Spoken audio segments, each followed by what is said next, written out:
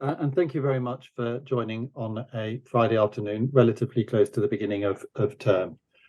I'm just going to say a few words and then we'll begin our first session. This event on REF and impact is part of our Thinking Strategically series. The idea of the series is to draw connections between various parts of our activity and the role that we perform nationally and internationally. The idea is that we think about our connections with schools, with the developing research landscape, interdisciplinarity, visibility. This is in the context of a great deal happening in modern languages, or languages, cultures and societies.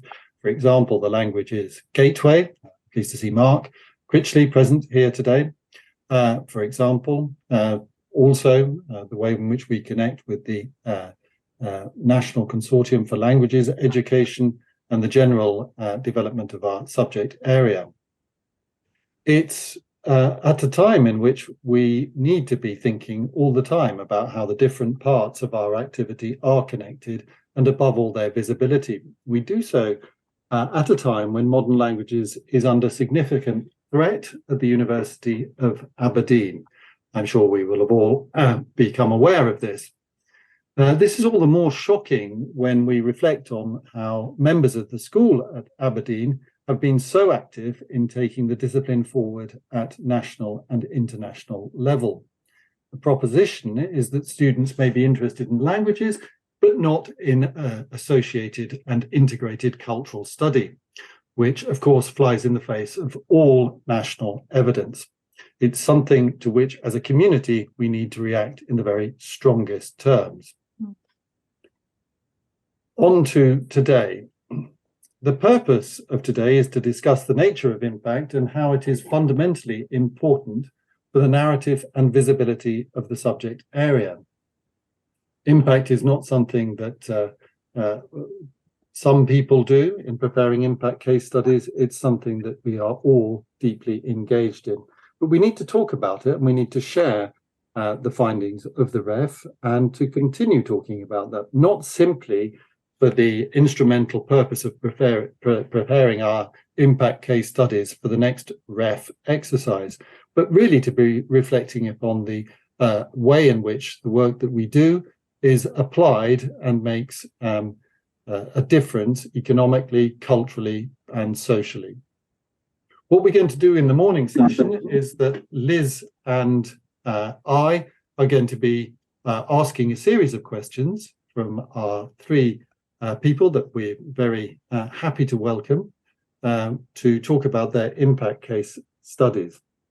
The idea is that we'll ask questions and we'll get our speakers to talk about the work that they've been done. But the idea is that this is an informal conversation in which people are very welcome to ask questions, not only in the space that we'll have at the end, but also during the initial session in which people are talking about their work.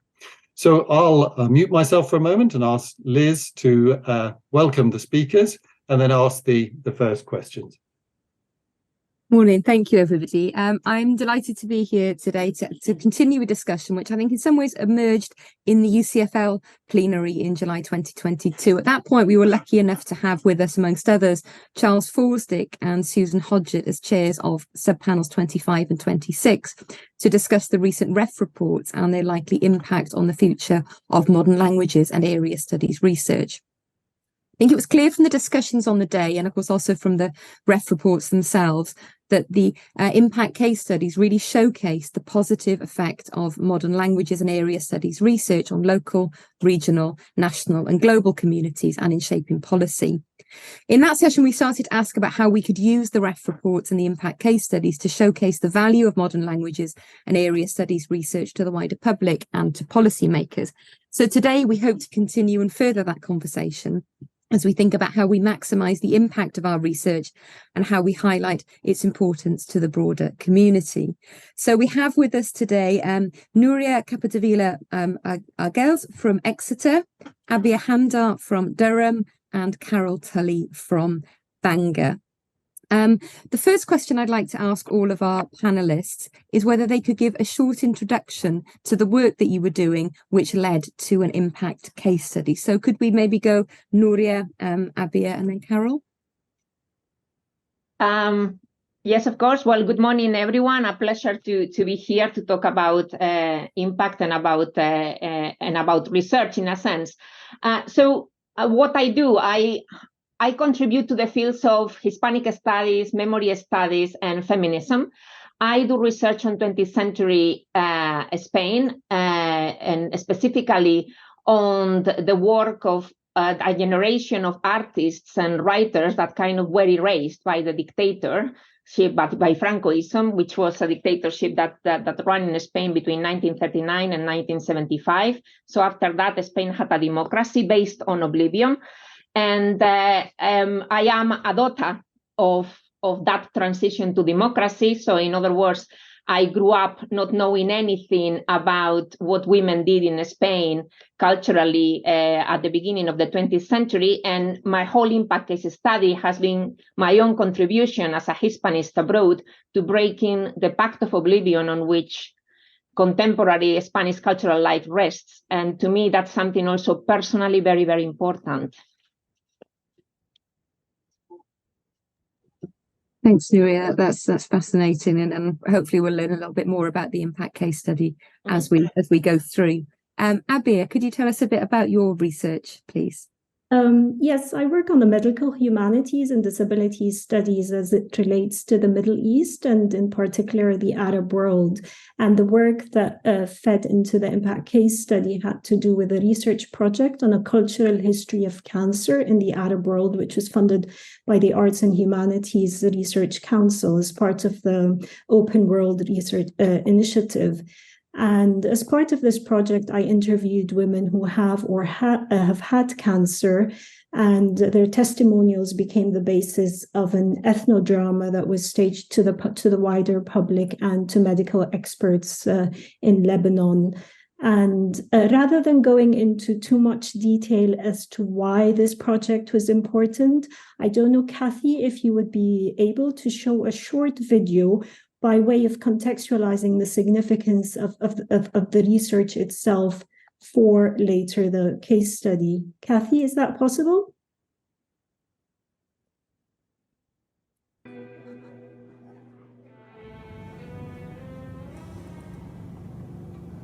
ما عم بفهم شو هالقصة الكبيرة. ليه ما بدك تحكي معي؟ فيكي بس تفسري لي شو هي الجريمة اللي عملتها؟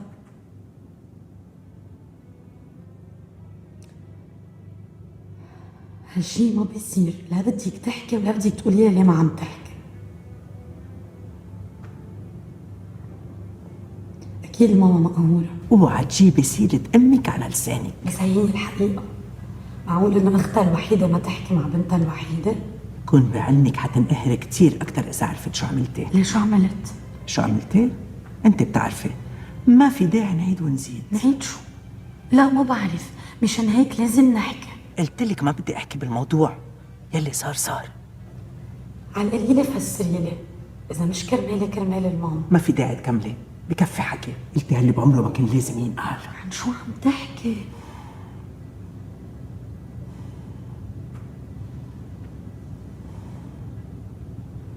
اشتقت لها.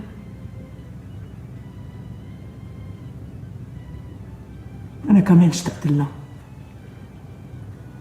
راحت كتير بكير. ايه راحت هيك خطف.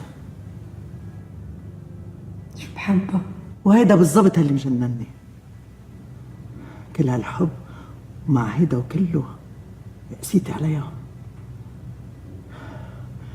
يا عمي كيف قلتي هاللي قلتيه؟ شو قلت؟ بجنازتها من 7 سنين؟ شو صار؟ شو قلت أنا؟ شو عملت بالجنازة؟ عن جد ما بتتذكري؟ وجرستيها؟ أنا؟ ما كان بدها حدا يعرف. قصدك لما قلت إنه ما كان بدها حدا يعرف. عملت المستحيل لما حدا يعرف. إنه معها سرطان؟ انت عشتي كل حياتك برا، بعمرك ما حتفهمي. شو جاب هيدا لهيدا؟ وبعدين شو كان بدك إياني أقول بوقتها؟ إنه قناص قتلها ولا إنها انتحرت؟ ما هي ماتت من السرطان. ما بقى تقوليها لهالكلمة. شو بقول؟ هيداك المرض. إذا سألوا الناس شو هو هيداك المرض؟ بعدنا حيسأل. كل الناس بتعرف. الله يبعده ويكفينا شره. يا إذا كل الناس بتعرف ليه ما بتسموا؟ شو هالهبل هيدا؟ وانت ما شفتي حالك كيف كنت قاعدة بنصتين هالصالون عم بتخبر الرايح والجاي انه انك مع سرطان وكأنك دكتورة؟ شو كان بدي كان اعمل بوقتها؟ بركي كان لازم اقول يا عالم يا ناس سمعتوا اخر سمعة؟ امي عانت وماتت من مرض ما بنعرف شو هو، ما له اسم ولا هوية. منيح هيك؟ رضيتي هلا؟ بعدك لهلا ما فهمتي. امك ما كان بدها حدا يعرف انه معها هيداك المرض. قالت لكل العالم انه راحت لعندك على كاليفورنيا وهي كل هالوقت قاعدة بهالبيت وحابسة حالها. وقت اللي تختنق وما يقعد فيها تنطر لآخر الليل وتطلب من بيك يكزرها بهالسيارة يوقف لها عن أنكل ديك بس لتشرب فنجان ينسون. هيدا كان أحلى شي عندها. صارت تحب يرد بالعتمة. كيف خليتيها تمحي حالها هيك؟ تحمي حالها من القال والقيل. ويا حرام وشفتوا شو صار فيها؟ من حقها تدافع عن كرامتها. شو خص الكرامة بالسرطان؟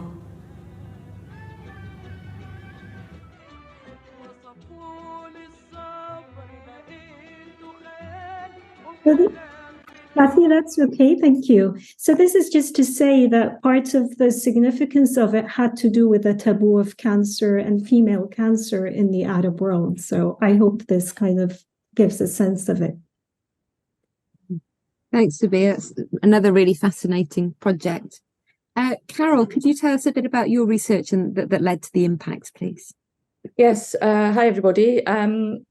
Well, my research area is very much focused on the transfer of ideas around Europe in the 19th century. And I sort of became aware at some juncture that Wales didn't seem to be featuring very much in the context of German studies particularly. So I got together with colleagues at Swansea and the Centre for Advanced Welsh and Celtic Studies, so Catherine Jones and Heather Williams, and we began to explore the options for working on this, one being a French specialist, the other being a French specialist with Breton, and both being Welsh speakers. It gave us the breadth of language that we needed. And basically our project then focused on travel writing about Wales from about 1750 forward to the present day, looking at perceptions of Wales, understanding of Wales. Was Wales actually separate from England? Was it the same thing? The fact that writers very often came and were taken aback by the language, but also very much impressed and came to see Wales as both a paradigm for progress as well as something to look back to as being the source of kind of tradition and solidity in a very fragile and very ever-changing world. So that was the project that we were working on, and then obviously the actual impact from that. Well, we'll talk about that later, I'm sure, but that was the key project anyway. So travel writing based. Thank you. Thanks, Carol.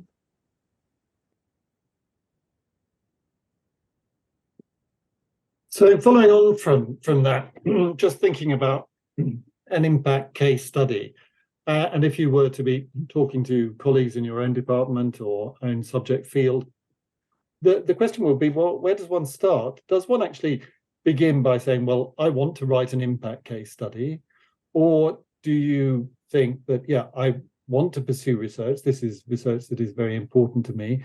Obviously, I want to have some kind of impact socially or culturally. And then we'll see whether this can be translated into the terms of the ref and impact case study. So what is the process? Where does the impulse come from to do impact and indeed to do an impact case study? Shall I start? Yes, do please. We'll keep this. We'll keep the same order.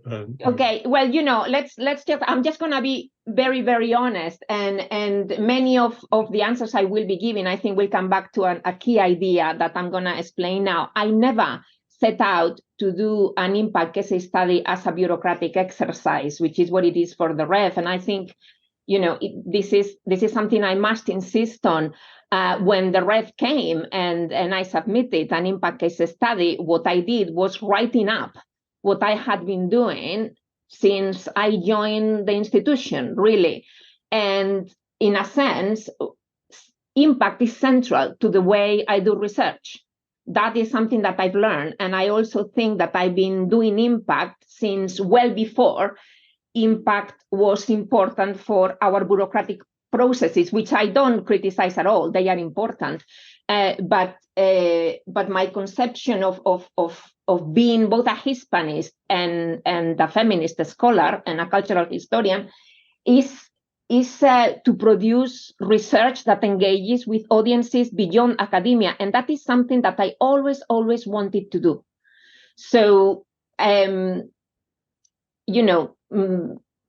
that's really, I guess the way I've approached it. Then I had things that really nourish that way of producing research. So to me, there are key dates. There is, in 2007, in Spain, there was a law of historical memory passed, and that had a component of what should happen in culture and education.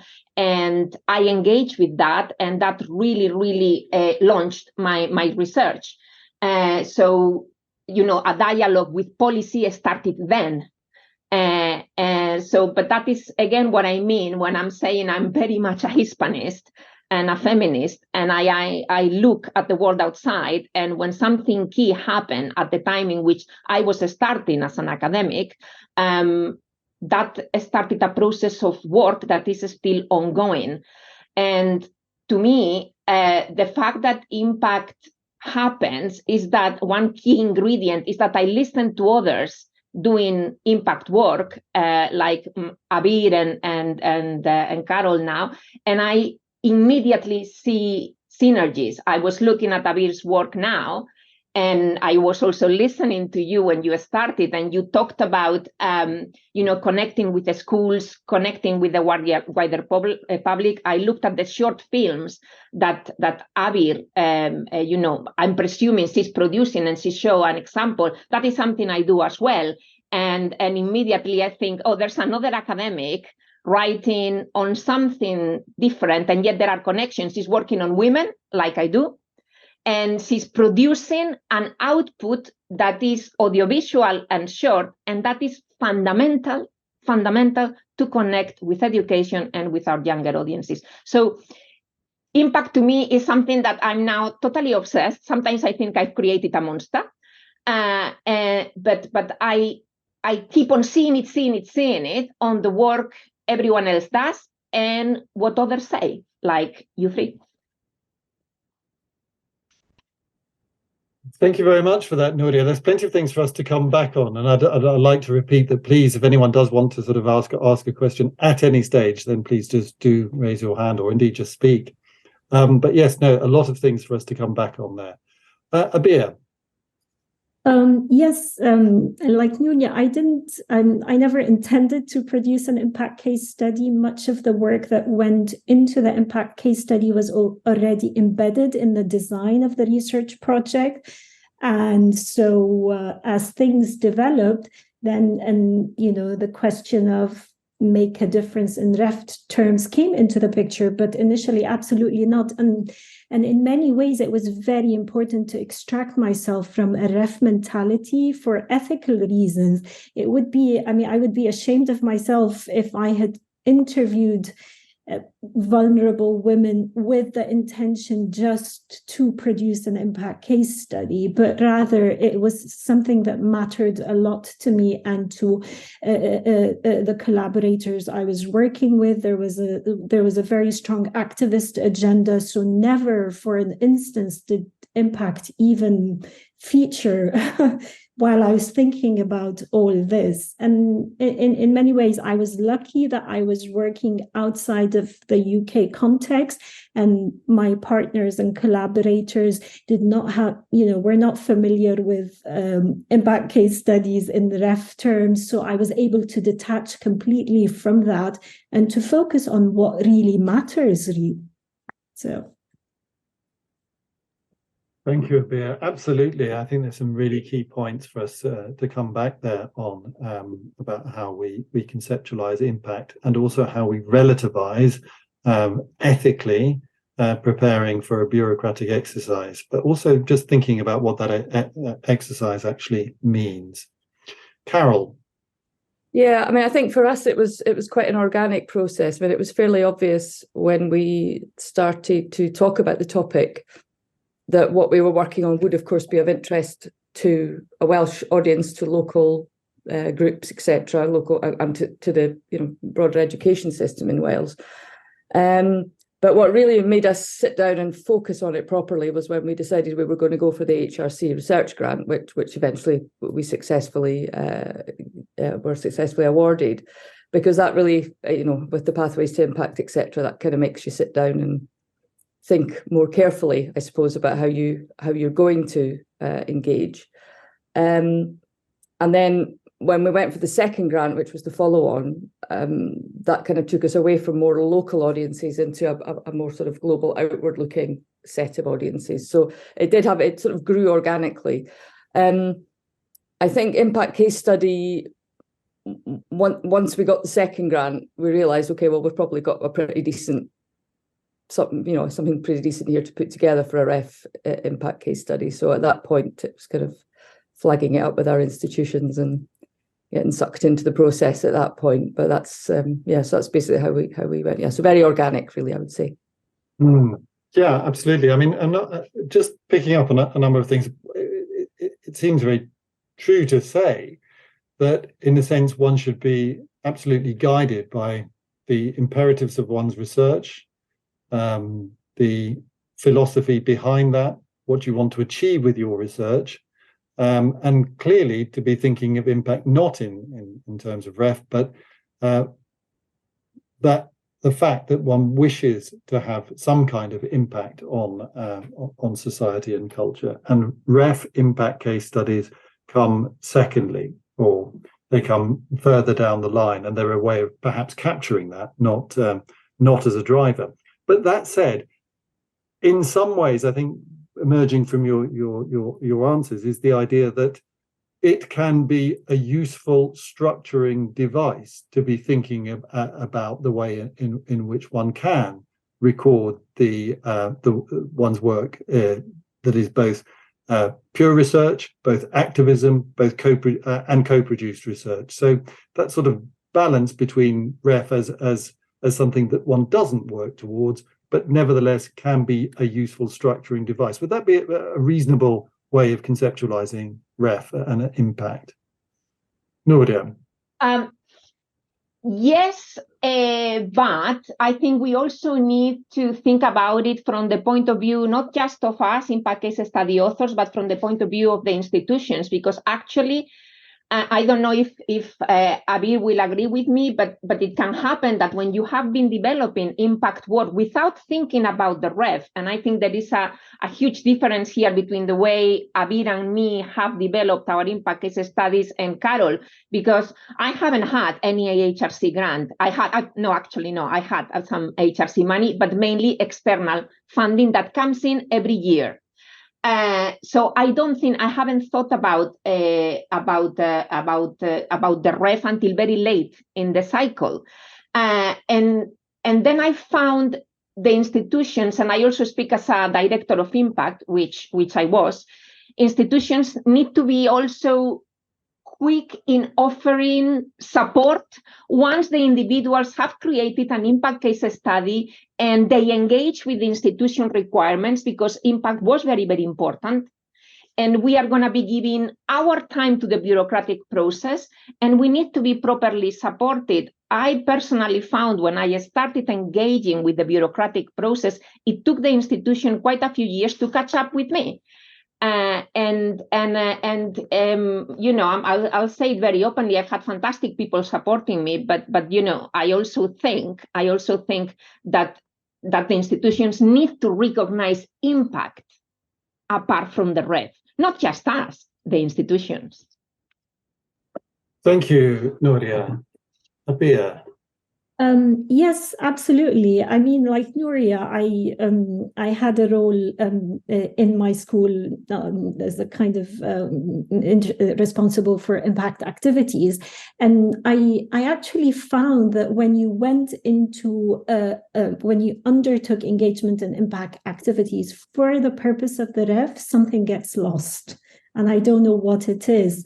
The soul of what you intend to be doing just gets lost completely, which is why I say I kind of, every time I think about it, I think the best thing is to extract oneself from this notion of how will this then develop into an impact case study. If it happens, it happens, because there is a responsibility in these activities that one undertakes. It, if it's meant to make a difference to communities and people anywhere or everywhere, then it cannot just be a case study.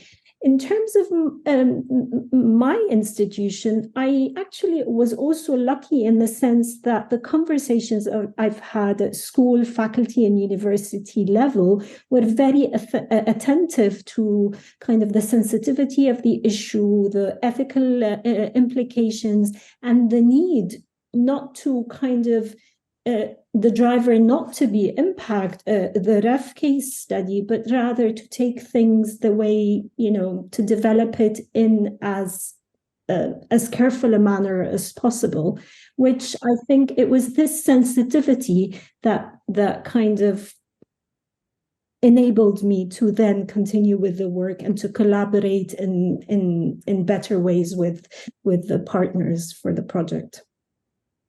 Thank you. Carol. Yeah, I mean, obviously, our project was of a very, very different type. But I would say one thing about when you do start to engage with the ref impact case study process is that it makes you very alert to the possibility of additional impact. You kind of, 2 or 3 of the things that we ended up being able to include in the description were never on the agenda to start with, but we were sort of looking out to see, is there anything else that we can do here that would strengthen this? So, that was to our benefit, but it was also to the benefit of those that we ended up working with. I'm thinking of, for example, the People's Collection Wales or the UNESCO World Heritage Site bid for the slate industry, both of which, as I said, just weren't on our agenda to start with. So it certainly does. It does help to focus the mind, but I fully appreciate if you're doing something with a more ethical imperative, you're going to be coming at it from a slightly different angle, I would think. Thank you. Liz, you're about to ask a question.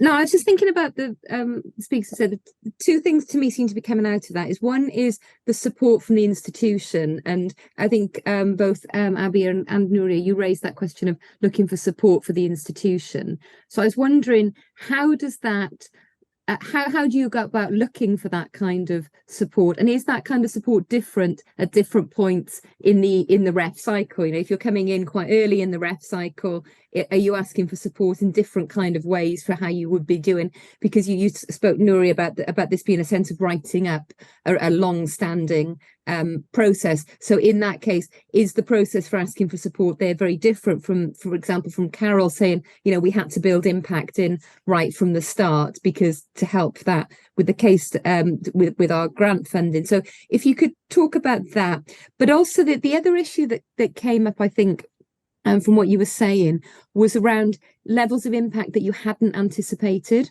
So those multiple levels of impact. So as having gone through the experience of doing the case studies, would you say it's better to focus on one key area for your impact, or whether it's better to look for the multiple levels of impact on that? Thanks. I'm going to start with the second question, if that's okay, Liz. I think each impact case study is totally different. I mean, that question for me didn't really mean that much, because the way I see my work is I see the research I do as a kind of imaginary center, and around it there are a multiple of components, from the archive to multiple representation of my research findings. So, I aim to have an impact on the publishing industry, and here I am just now talking on ref terms, which I didn't want to do, but I am doing it. I engage also with the film industry. I engage with secondary schools. In fact, very recently we had fantastic metrics coming back to us, and look at all this language that I now have kind of developed, and I guess that has become second nature to me, and that has come out of engaging with the institution. But it hasn't been an easy process to engage with institutional agendas and with the ref process. In a sense, I would say that I always believe my metrics were there, and I don't think the ref process alerts me to new impact. I think the way I work is about being responsive also to new impact opportunities. So I wouldn't say that ref processes alert me to new impact at all. But what I would say is that I have become used to thinking about impact metrics. And in the last ref cycle, having a dialogue with the institution was actually more about convincing them, actually selling what I had been doing for years, and saying, I may not have a Liverpool or a British Academy, but I'm raising about £50,000 per year for my impact, and I am producing all these metrics, and I have a narrative, and it is there. And actually what I have achieved out of the last ref was consolidating a way of working that I'm absolutely 100% confident is very fruitful. But, in the dialogue with the institution, I would say it is very positive now, but it hasn't always been like that. Thanks. Abir, what would your advice be around those? Every impact case study or every project comes with its own set of kind of a framework, and where you see it going, and what you hope it would be able to do.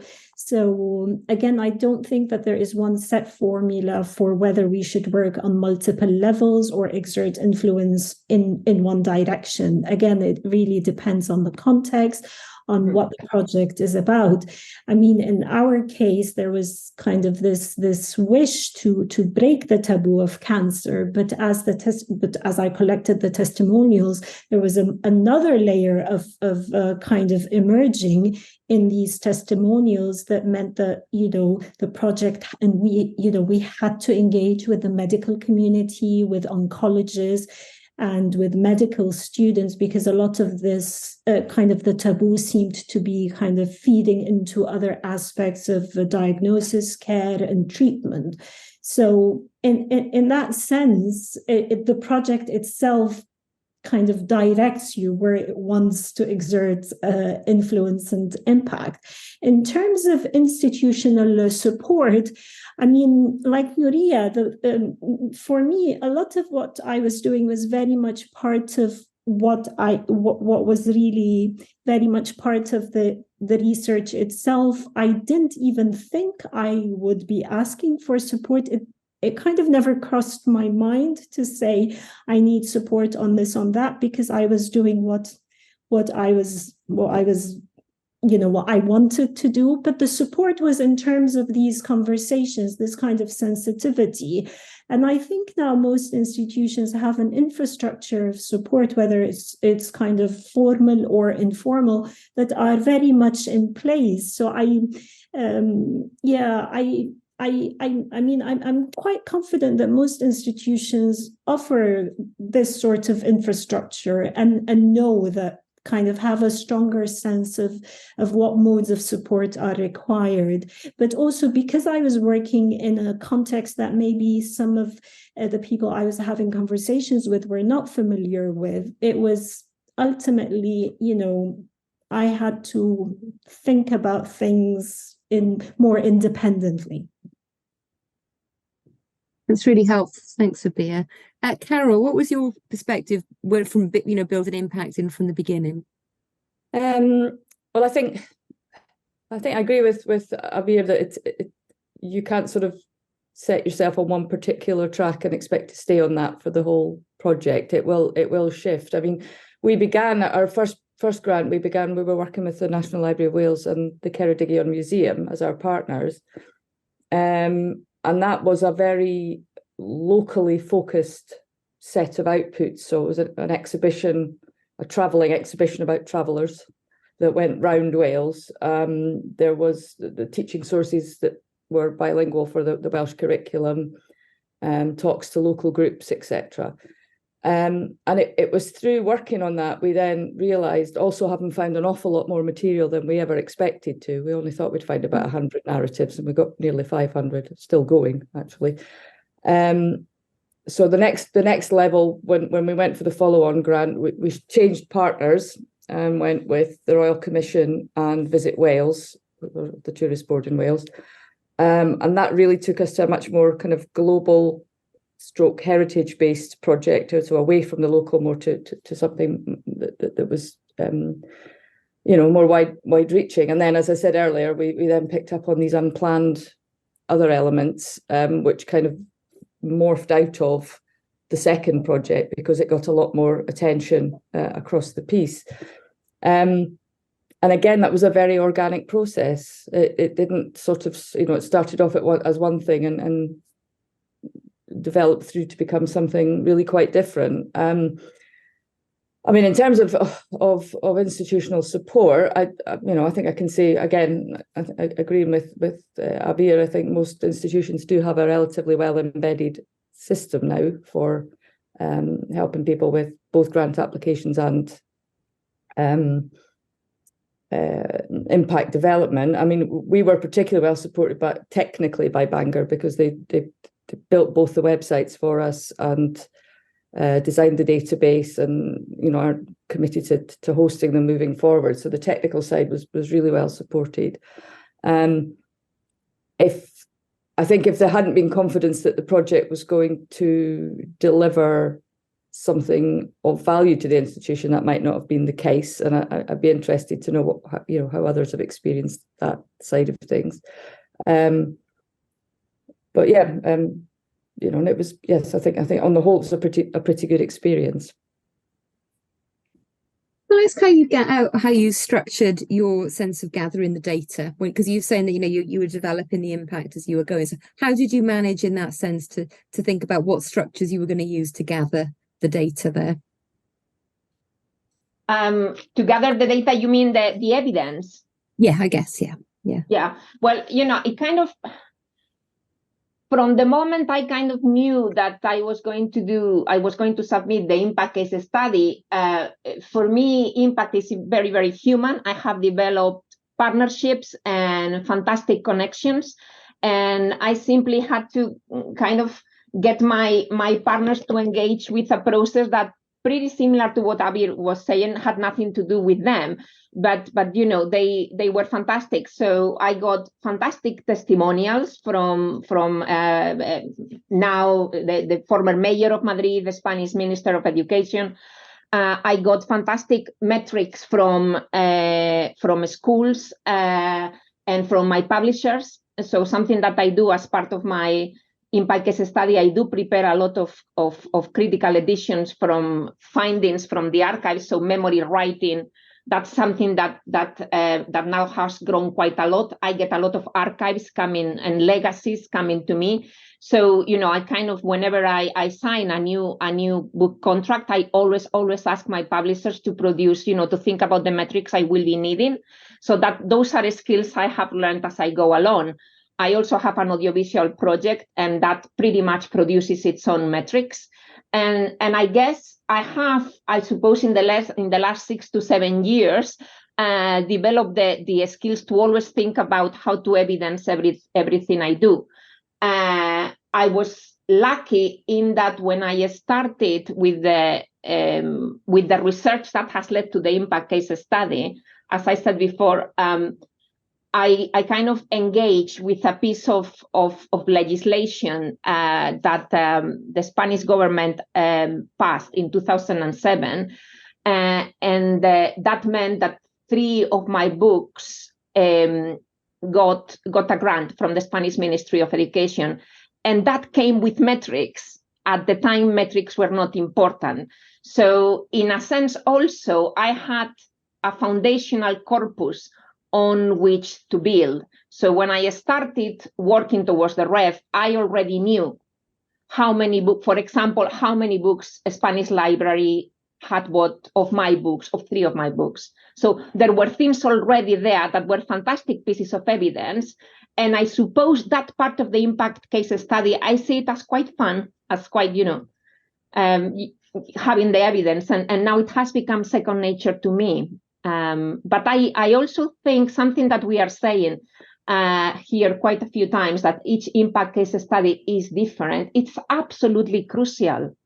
And I've worked with the impact case studies of other colleagues, and everyone has a different method of gathering evidence and things. So I think we really need to emphasize that we cannot be prescriptive.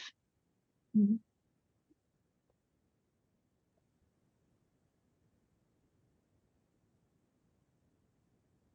Sorry, Liz, go ahead. No, I was going to ask Abir if there were different methods you had to use, methods of gathering data, given that the kind of the ethical considerations and the more sensitive nature of your case study. Yes, absolutely. I mean, I think one of the most important things is that to take into account the context and the place where the impact activities are being undertaken, because for a while there was a lot of focus on questionnaires and surveys, and in my in the case of the project that we were working on, this was impossible. First of all, the premiere of the play took place in Beirut, where the very idea of statistics and numbers is very politically complex. So I remember going to the theater manager where the play first premiered, asking for just the number of attendees to the play, and the look on his face was enough to say, this is not something this is not a route that is familiar to him, and he wasn't willing to give me any numbers. But also it seemed to be inhumane to ask people to come to invite people to come and see a play, to engage intimately with very kind of intimate experiences of women who have experienced cancer, to encourage them to engage with that, and then suddenly to pass on a questionnaire or a survey. It was just unheard of. And so in place of the questionnaire, we sort of devised a board with sticky notes. Beiruti audiences have a very special relationship to theater, and they like to tell you how they felt after they saw a play. And so this was a mode this was kind of a process, or the sticky note board was something that they could relate to. In addition to speaking to you, they could offer the feedback. Of course, there were other kind of testimonials from leading oncologists in the country. And this I hadn't planned and hadn't thought of, but was quite pleasantly surprised when I started receiving emails and invitations to perform the play in medical spaces, in hospitals and the like. So the gathering of evidence was very tied to the context, the place, and the subject of the project. Thanks, Abir.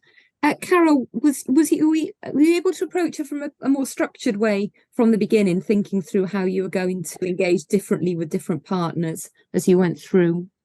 Yes, in terms of gathering data, because an awful lot of what we had produced was web-based, that was relatively easy in terms of downloads or areas accessed.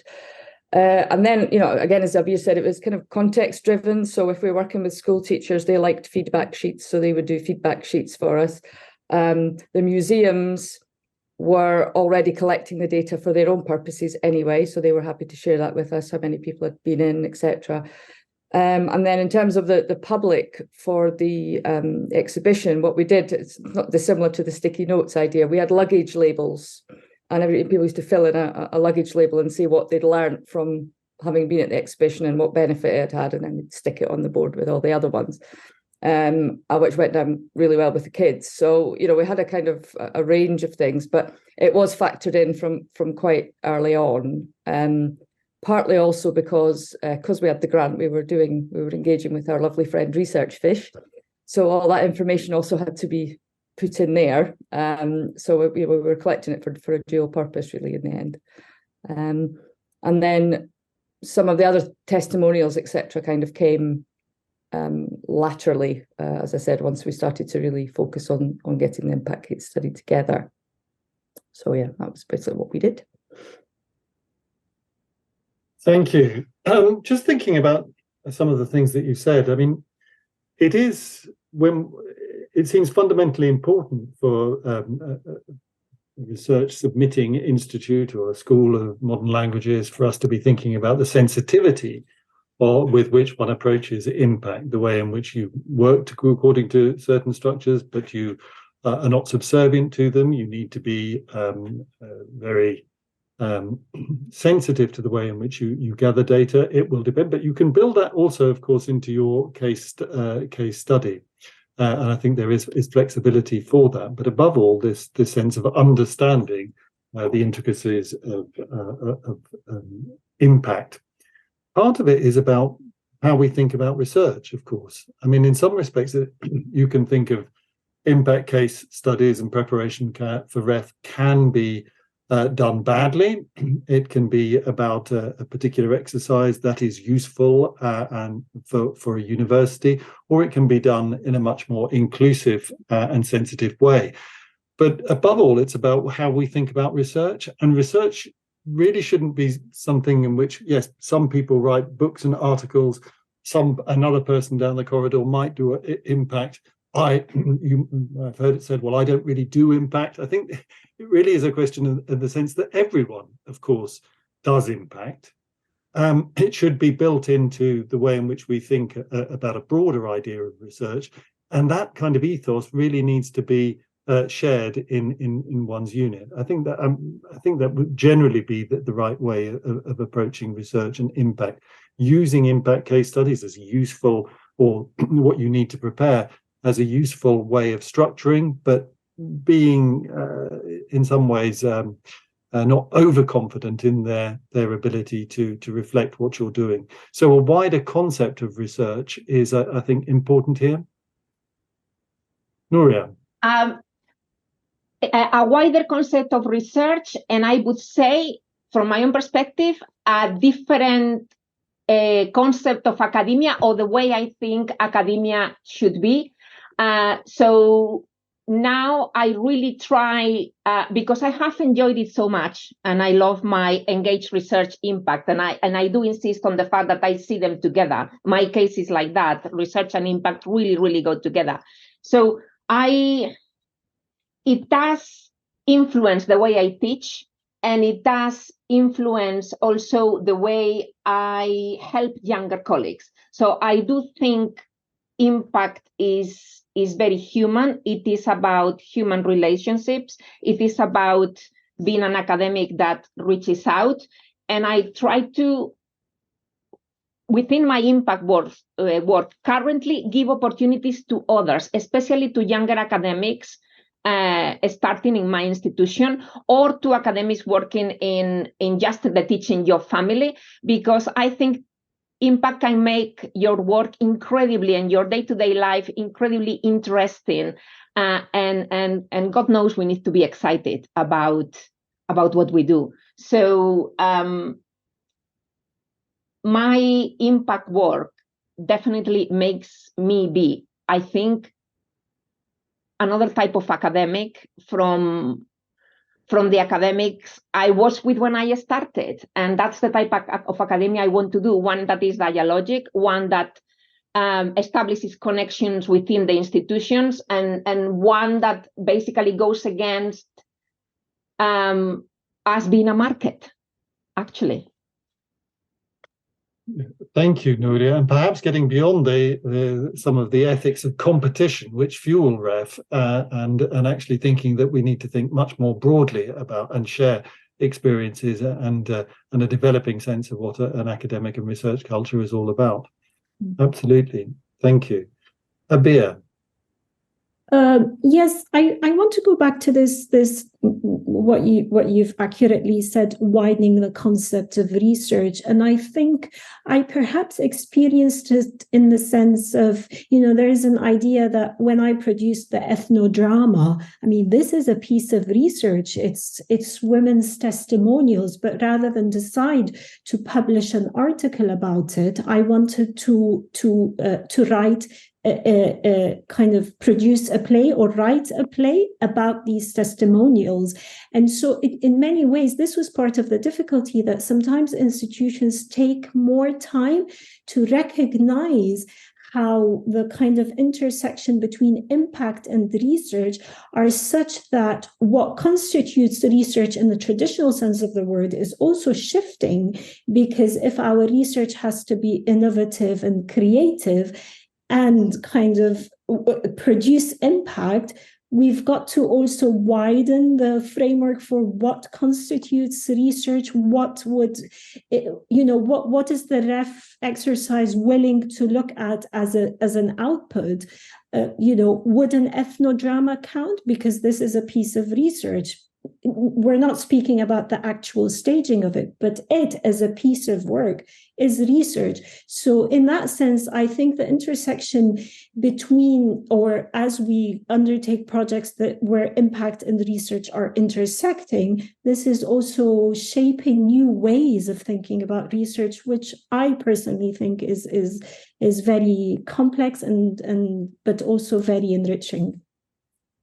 Thank you, Abir. And picking up on what Nuria said, in some ways, if you're really pursuing a research agenda that is bound up in the way that one interprets research personally, there are occasions in which one has to rebel against some of the structures that operate within a university or an individual unit. Carol.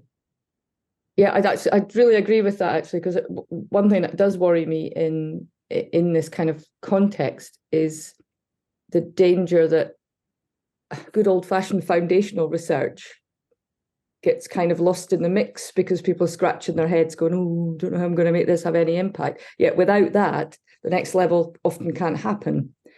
So, I think it is important for us not to bind ourselves up in too narrow a definition of impact as well, that, there's a place for different levels of things to take place. And without, it's like a game of Jenga. If you pull one out, the whole thing will collapse. So that would be my sort of query, because it's often talking to younger colleagues as well, and they're kind of like wondering, how am I going to get this out there? How am I going to make this different?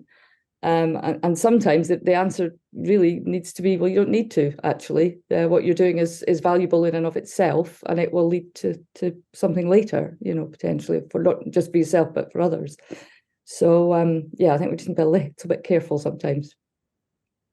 Yes, absolutely. And I think sort of also getting beyond the idea that one does one's research, one's foundation, and then will do some impact. It really is much more complex, and it has to be there from what is it you really want to change, and how is that built into your foundational research, and how is impact bound into the whole research and activist program.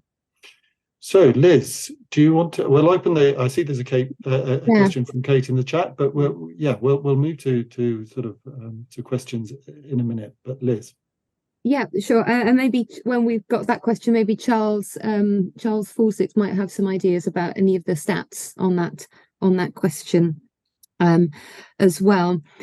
So one of the things that is coming to me out of the things that you're saying is the ethics around what you're doing, the ethics, how you engage, the ethics of bringing colleagues in, of creating a much more collaborative environment. So I guess if you were going to be thinking about helping somebody with an impact case study, what kinds of advice would you think about giving them in terms of preparing the impact case study? What kind of training do you think institutions, but also maybe subject associations, could be provided? How do we enable other colleagues to carry out this kind of impact in a very collaborative way?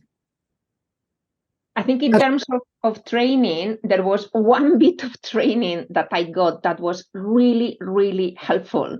And it was a course that I did on how to engage with the media. That was absolutely fantastic because it helped me understand what happens in TV, on radio, and it's also, kind of how to, I'm not a filmmaker, but now I kind of direct film sets, and I had a course, and apart from enjoying it a lot, it has really, really helped me being confident in being quick to respond to the media when I engage with them, and that is something that has grown out of my impact case study that I really, really enjoy, because I want my work to be out there. I don't want it to stay on campus. I really don't. I think that it's fantastic old-fashioned academia and writing, engaging with an old-fashioned project in which you just write. We've all done it, and I will continue to do. But for younger colleagues, they are going to be needing to think about what makes their research original and different. And when I speak to younger colleagues, especially to the Hispanics, which is the kind of the community I engage with mostly, I really insist that our discipline is very global, and they must benefit from that global status in order to engage with impact, if that is what they want to do. I'm not sure we all do impact, actually. That is something, Charles has said a few times. And I'm not sure everyone does it, and I'm not sure everyone is destined to do it or fit to do it. But for all the people that want to do it, I think it really helps to think about your audiences and also the specifics of your discipline. And the specific thing of Hispanic studies is, of course, that it is incredibly, incredibly global. Yeah, I'm picking up on the comment that Trevor has made in the chat. Yes, absolutely. I didn't mean to say that we should all be preparing impact case studies, or that we would all do it with the same level of engagement. But I think that the point that if one is doing one's research, one is doing impact. Clearly, even by preparing a research article, one is attempting to change and have some kind of impact, for want of a better word, on a structure of some kind. And I think in that sense, building a sense of what one is trying to do with one's foundational research, which might grow into a more developed impact or impact case study, is something that I think we should all be aware of. That was the point I was making. So yes, Abir. Yes, in terms of training, I think that skill-based workshops are very important. Embedding knowledge about how one's research, the transferability and relevance of one's research to the wider community should be kind of very much a core principle at, postgraduate and even undergraduate level. I think the more we stress this, the more we build kind of this appetite for wanting to make a difference. I also think that funding bodies have a role to play here, in that I have so far not encountered an impact fellowship or kind of schemes that allow researchers to train in undertaking impact and how to do that. So perhaps this is one route that can also offer support for researchers. But I do think that early career scholars are actually in a better position now, because impact came into the picture for many scholars and it was a very unfamiliar language. So unless you were already doing it as very much part of your research, there are many who still kind of are not sure what impact is. And we're talking, we're referring here to researchers in who have been doing research for a very long time. So I think the younger generation of early career scholars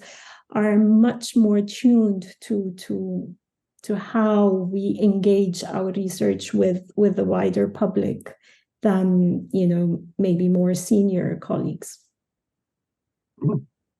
Thank you. I think that's very true, and I think there is funding bodies do have an important role to play here. Carol. Yeah, I mean, nothing to add on to what the other two contributors have said. I mean, the one thing that I would flag up, and it was a totally new way of working for me at the time, was working as part of an actual research team, because we had, between us, there were 6 of us in total, three for myself as PI, 2 co-Is, an RA and 2 PhD students, and we really did work collectively, and that, the sort of the impact within the team was quite interesting, because there was a lot of skills transfer going on, and it wasn't all top down, for want of a better way of putting it. I mean, Abir's right. Our research assistant, for example, was training us up on all sorts of things. So if anyone's thinking of how to take a big project forward, that would be one way I would recommend of looking at it, as a proper research team together, whether you get it funded or not, but within your own organisation even. The one word of warning I would have for people is be careful who your partners are. If you're getting involved with anything that's got anything to do with government, the chances are the person that you spoke to the first time, by the time you go back and ask for them to do something, will have moved on to another office, and the person who's replaced them will go, "Who are you?" And so it goes. It can be incredibly frustrating. I don't know if my 2 colleagues have had similar experiences, but you have to be really wary of how much you hang on some of these big organisations, because it's very easy for one person to say, "Yes, brilliant, we'll work with you," and then sort of disappear off into the mist. So caution. Carol, I think Nuria, that can also happen in the institutions, that roles change, and the person you had a fantastic, I don't know, for the sake of argument, DOR or whatever, and that changes, and then all of a sudden you need to be explaining who you are or whatever. That happens. I think it is so true what you say about partners. And I think, let's not forget that always impact processes are speculative, and you might make mistakes and actually get together with a partner and it didn't work, and then you need to change the partnership. I mean, I listened to you talking before, and you talked about changing partners. I changed partners as well throughout my impact case studies. But also in terms of collaboration, one thing that I consider is really important, and currently at the moment is being crucial for my impact case study, is having in my team someone, I don't know how each institution does it, but here in Exeter we have 2 academic job families. So now I'm working with someone that is in the education and scholarship. That's how we call it, not education and research. And I've learned enormously about, this person has brought fantastic skills to my project that have really helped. And I'm talking about my project Cartas Vivas. I will put it on the chat, so in case anyone wants to have a look, it's a bit similar to what Amit does, but now I work with a colleague that is a translator and works in education and scholarship, and she's helped me developing materials for schools, and she's done it so well with the skills I don't have, and right now we've produced amazing statistics that we wouldn't have produced, like engagement with 600 schools in the UK via the Spanish embassy, 15,000 students watching our audiovisual capsules. And this has been thanks to the extra materials that a colleague that has no allowance in her time for research or impact has done. So I think institutions could also have a look at all the skills that exist in a department and nourish all those colleagues that really have a lot to offer in terms of communicating and perhaps supplementing the work that colleagues doing impact have already done. Thank you. Absolutely. I think this is time now, Liz, for us to really encourage people to ask any questions, whether they are about training, which has been about, there's a comment from Hannah about the wider resonances of research. Charles has responded in detail to the question raised by Kate. We could also talk possibly about, from the perspective of a head of school, say, or indeed what the impact or in its wider sense has to say about the language gateway. All of these issues are things that we can pick up on, but really we want to leave the space for people to ask any questions.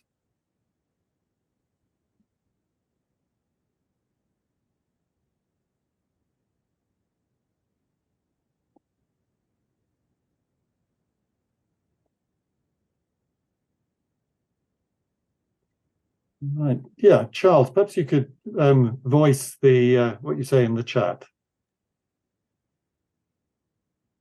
Thanks, Charles. No, and just we'll say it again this afternoon, but thanks to all three presenters there. That was fascinating. It's always really informative to get a sense of the stories behind the case studies, and also the broader context in which they're being produced. No, Charles, but I've sort of responded in the chat on that one, but just to add a little, I think Kate's question is really important for a number of reasons. And it's really crucial in terms of the ongoing consultation about what the next exercise is going to look like. Anybody who's been involved in that will know that Research England and the other three funding councils are committed to enhancing the ways in which REF supports equality, diversity, and inclusion. Nevertheless, I think that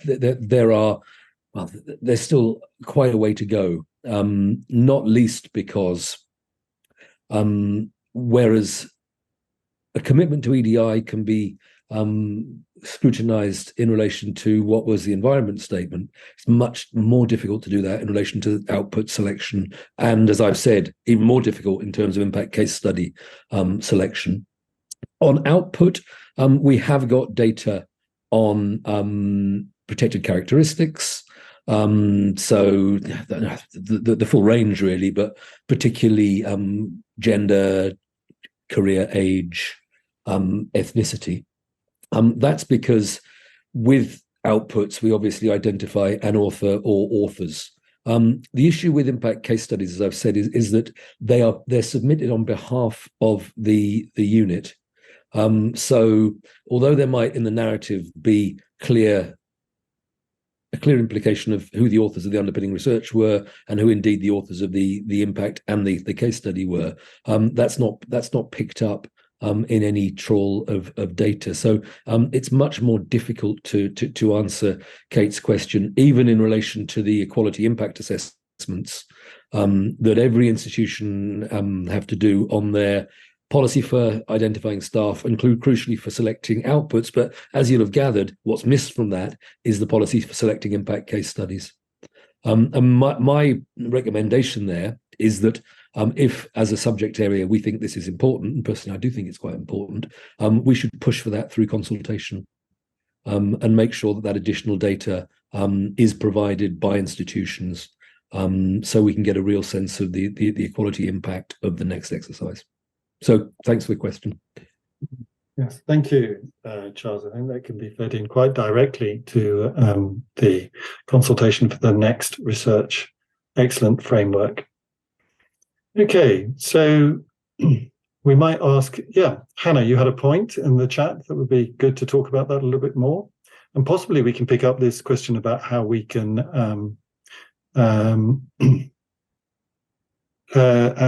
talk about training. Thanks, Charles. Thanks to all the speakers. I thought those impact case studies were stunning. Well done. Really, really interesting stuff. No, my point was more that I think my understanding is, and Charles Forsdick will be able to correct me if I'm wrong, is that we're talking in this session, aren't we, about impact case studies, but that's a very particular way of writing and narrating impact in a very detailed and bureaucratic way, as we've alluded to. But I think within departments, there's also a lot of impact going on and engagement going on, which isn't necessarily just about an impact case study. And of course, impact matures at different speeds, and we need to know we don't all, as Nuria has said, we don't always know if our impact is going to mature in time for the particular deadlines that are set by the ref.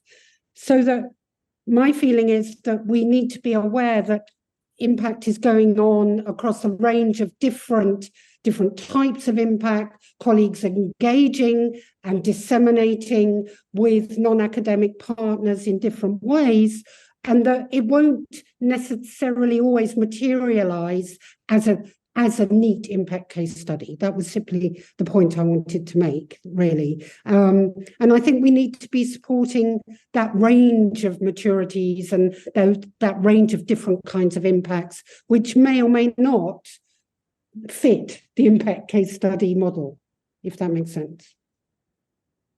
Makes perfect sense. And yes, I wonder if our panel would like to come back on that. I think something that has emerged from all that we have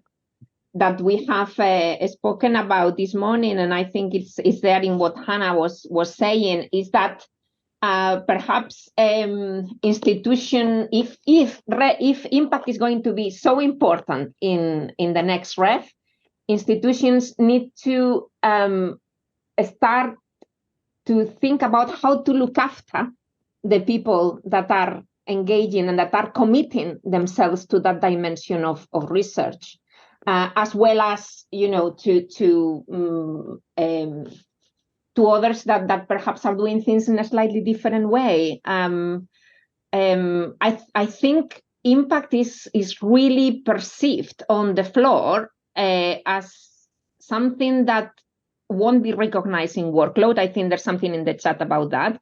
And I think it can be also really difficult to convince colleagues to engage with it, actually. I think that is something we need to discuss and to perhaps, put it out there. Definitely. Abir? Yes, absolutely. I fully agree with Hannah. There's a lot of work that's being done by colleagues everywhere, and some of it might not necessarily end up as an impact case study, but there has to be a sense of the recognition of this work. At the same time, institutions have to be sensitive to this time frame, that sometimes work needs space for it to develop, to mature, to produce, to make the difference it is meant to make, rather than for it to be the main driver being the ref exercise. So yes, I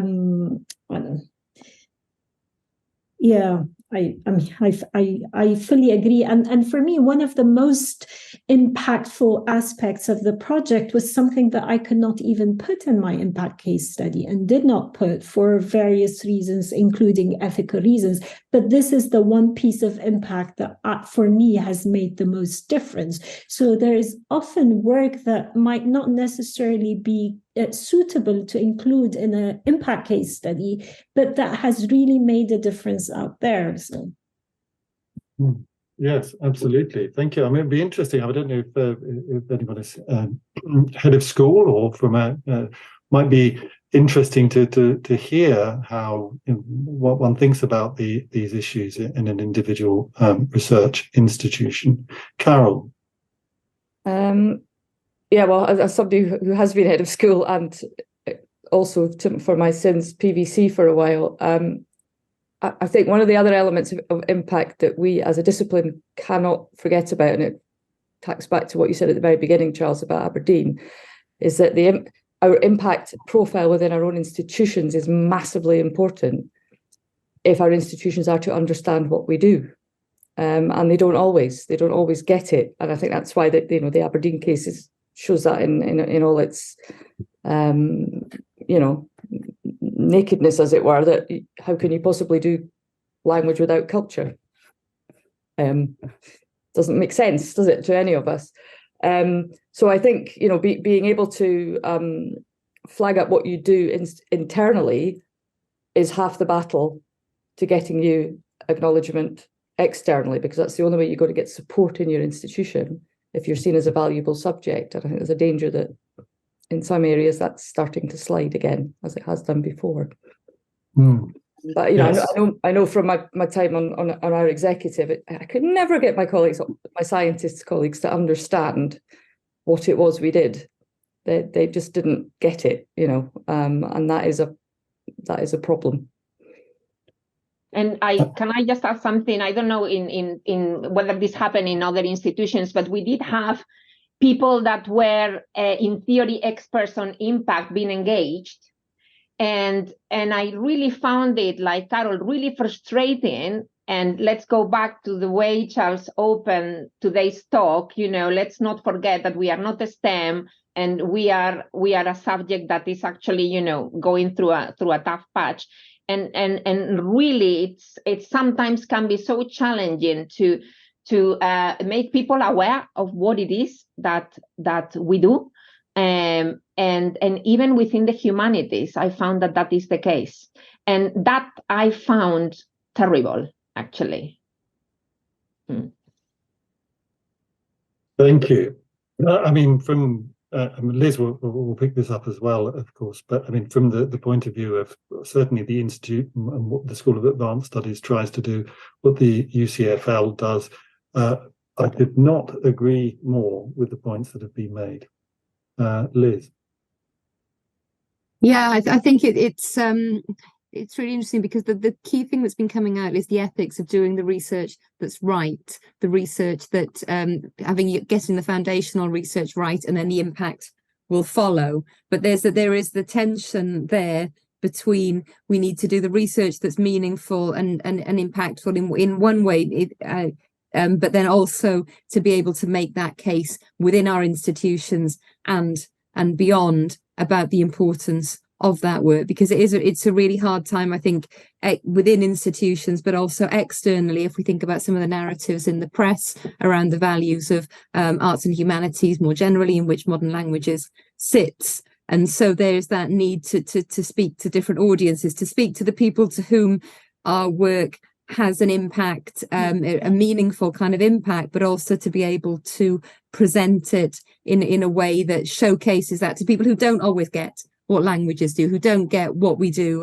within our disciplines. So there's two different voices, and then of course you've got the what's been called the bureaucratic side of the ref as well. So you're speaking to ref, you're speaking within institutions to a broader public, and you're speaking to the people to whom this kind of work actually does make a difference. So it's I guess we kind of breached this earlier, saying, do you need to think about multiple types of impact as well as one single type of impact? And I guess this is a way where we're speaking to multiple levels of impact and thinking about who do we need to speak to at different times in order to make sure that that the work that we're doing is gets the profile it deserves, I expect. Yeah, absolutely. It might. If I don't say Mark could say something about the language gateway and how we could think about that would be joining up some of the things that we do. If Wendy could say something about policy, these are just ways in which really thinking about that narrative, how it plays beyond individual case studies, and how individual case studies, and of course impact more generally in a much wider concept of impact, and engagement, how that plays on the visibility and public understanding, and also understanding within, even as Nuria said, departments of humanities. I think that would be is really absolutely key. Mark, were you inviting us to respond now? I was, yes. Okay. Well, just from the perspective of the Languages Gateway, so what the Languages Gateway is trying to do is to be a a coordinated portal for us as a discipline collectively to put our message out to the wider world. Whilst I sympathise with some of the comments that have been made about our colleagues in other academic disciplines not understanding what we're doing, they will always tell us that that's not their problem, that's our problem. And one of the things we do need to do is to come up with new ideas about how we can really push our message across so that people do start to understand it, because we are shouting from a position of weakness in that respect. And the whole perceptions of attack on the humanities generally, we need to feed into that whole debate. So I know it's a difficult task and a difficult thing to say, but I think the problem, we have to accept the problem as ours to solve, not the problem for somebody else to solve. Thank you. Say something about policy, Yeah, Charles? absolutely, yes. Yeah. I think Carol is right that there are particular problems doing impact with government and policymakers in general. The one Carol has identified, the churn of civil servants, is one that I think lots of us have encountered, where you get rung up on a Friday afternoon saying, just wanted to let you know I'm going to a completely different department on Monday, enjoyed working with you, and it can be very, very frustrating. And one of the things we're trying to do with the Cross-Whitehall Cross-Government Languages Group is to get government departments to build up institutional memories and databases of contacts, so that those contacts aren't lost. And I think another problem of the policy engagement is showing the kind of impact which is referable.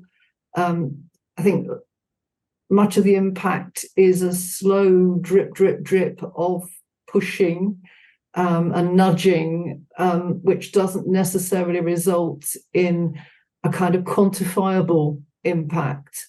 And I think that's something that also needs to be thought about in terms of REF, that how you recognise and value that kind of impact in policy, which is more the nudging and the changing of mindsets rather than having a very direct outcome. The kinds of examples like the Arlene Holmes Henderson case, where you end up producing the Latin Excellence Programme, are, I would say, extremely rare.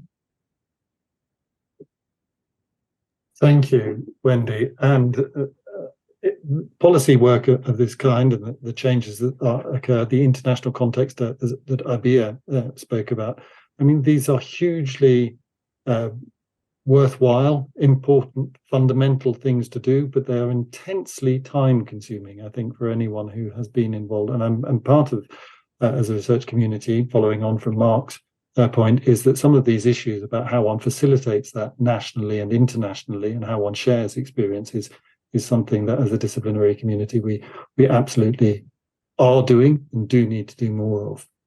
Thank you, Wendy. Abir. Yes, I just wanted to say that it has to do with our confidence as well, in being very forceful about the significance of modern languages and cultures, and making sure. I mean, I remember when I was in conversations with oncologists in Beirut, they were laughing, like, what is somebody who works on literature and film? What do you have to do with cancer? So in many ways, it's these conversations, it's a different context, but nevertheless, one has to be forceful about the transformative nature of modern languages and cultures, what it can do, and actually the insights it can give that other disciplines don't. Absolutely. I think that's sorry, a good Liz. to leave it. Yeah, I think we've that point saying we need to have confidence in what we do. I think that's a really good note on which to take a break, really, before we come back in and talk about the impact case studies and narrative of the subject area this afternoon. Because I think a lot of the things that we've said have been a little bit, oh, sorry, did you lose me? Have been a bit sad. So it's good to have a good note as well. Actually, what we're doing is really good. And if looking at those case studies, the 3 case studies from Carol, Abir and Nuria, that's really important work, and it's had a real impact on a lot of people's lives. And I think we do need to celebrate that. And whilst we look at how we further it, to actually just appreciate that the work we're doing is really significant. Absolutely. Just before we conclude, if anyone wants to make one last point or to voice anything in the chat.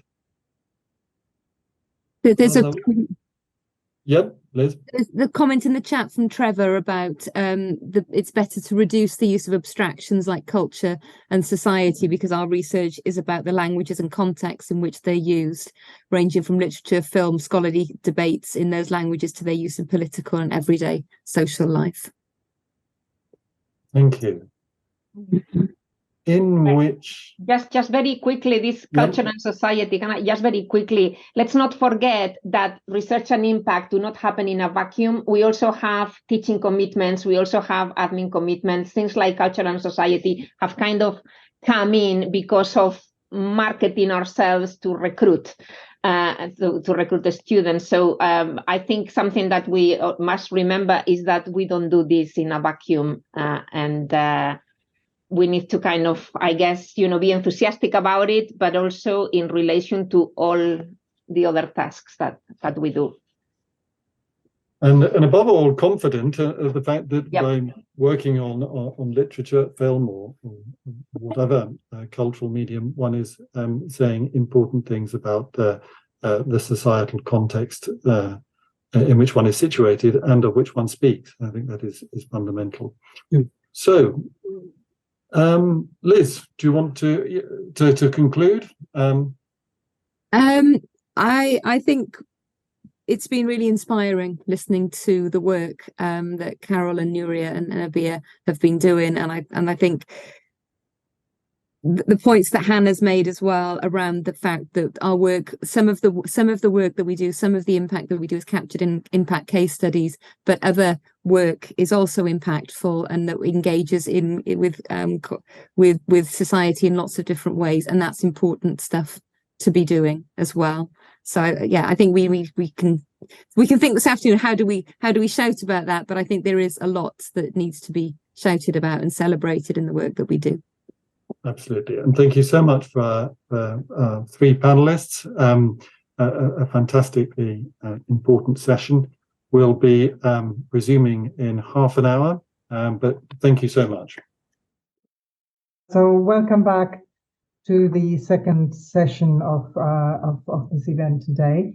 The first part, in which we heard from various from 3 amazing impact case studies, was really inspiring, and I sat there thinking, if only our prospective students could hear this. This is the stuff that's really exciting, I think. So this session now follows on very naturally from what we did in the morning, because we've already started to think beyond beyond individual impact case studies, and have already started to think about how can we use impact studies, the work we do around impact, how can we use that to build our strategic work, to build the recognition of modern languages as a larger and more diverse field of inquiry than perhaps traditionally it has been understood, and one that is equipped to help tackle real societal problems. So it's about making the difference. I really liked that phrase that came up, that Abir brought up earlier. So it's about making a difference in the world, in society, but also making a difference in the understanding of modern languages. And I think that's what we really want to tackle here now. This, like Carol was saying, this feeling that people do not always get what we do, So how can we work against that? How can we make sure everybody understands that our work is inextricably connected with society we study, and also the society in which we are situated? And I just want to remind people briefly here of the HEPI report, the HE policy report. If you read that, the key words that jump out again and again are relevance and expertise. And I think, we really, have to have the confidence, quoting Abir again here, the confidence to stress the relevance and the expertise of what we do. And we have to stress that to ourselves in order to really strengthen the discipline. We have to stress it to government and to GCSE and A-level students to strengthen the narrative. And so that's where the narrative in the title of this session comes in. So we've asked two experts in the field who have served on REF panels to share their thoughts on this with us, and to think about how we can use impact case studies. So we've invited Devyani Sharma, who's Professor of Linguistics at Queen Mary at the University of London. Devyani unfortunately cannot be here today, but she has liaised with Charles Forsdick, and so he will be able to represent her input as well. And then we have Charles here, and Charles was the HRC Theme Leadership Fellow for Translating Cultures, and he is now, since quite recently, I think since the beginning of this academic year, Lead Fellow for Languages at the British Academy, and also Draper's Professor of French at the University of Cambridge. So before we widen the conversation out into a roundtable, we'll just hear from Charles first. Thank you, Godela. I'm just going to share my slides. Can you see those? Brilliant. Great. Well, look, good afternoon, everybody. That was an excellent panel this morning. I really enjoyed seeing those 3 case studies taken out of the database and brought to life and used as a trigger for what was a very rich discussion we had before lunch. Number of aspects emerged there, really encouraging aspects. One was the unpredictability of research impact and the way in which it tends to develop organically. The other was, and I think we saw this across all 3 case studies, the ethical care, which, despite the bureaucratic constraints of REF, researchers in modern languages and linguistics almost instinctively bring to engagement and impact work. And the final point was that, and just across the 3 case studies, we got this sense, the multiple models that are available. There is not a one-size-fits-all approach, even within the constraints of REF. Before I move on to what I'm going to say, and these are slides that Devyani and I put together because we wanted to give really the modern languages and linguistics perspectives. But before I move on to that, and there's quite a lot of information in the slides, I'll be sending them to Kathy when we've finished, so they will be available after the meeting. But I just wanted to reiterate the caveats that were articulated this morning, particularly by Nuria and Hannah, but by others as well. I think when we're talking about REF, we need to get a clear sense of the relationship between REF as an exercise and research, impact and engagement as key aspects of our disciplinary fields. A number of you will have heard me say before that I think our approach to these areas should always be REF-informed and not REF-driven. If it's REF-driven, that tends to squeeze out creativity, tends to squeeze out criticality, and means that our field is impoverished as a result. So REF is there as a means of measurement of a much broader ecosystem in which impact and engagement are central. It's the job of REF to capture elements of that in terms of research productivity, in terms of research impact, according to its criteria. But crucially, we need to see this as an element of a much broader range of work. And within that, yes, we need to, I think, advocate for recognition and support of those involved in producing impact case studies for REF. But as a number of people have said already, we need to be thinking about how we support impact and engagement more broadly, because impact and engagement more broadly has all sorts of implications for the future health of our fields, not least, let's not forget teaching, and also in terms of undergraduate recruitment.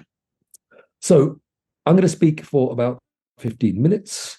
I'm going to do a few things in that time. First of all, I doubt many of you need this, but I want to remind you of the parameters of REF. Then I'm going to focus in particular on learning from impact case studies, both from 2014 and 2021, reflecting on precisely how they fit into a broader context of engagement. There have already been a number of comments this morning, quite rightly, I think, about the risks of the impact agenda being driven from outside the arts and humanities, particularly by STEM.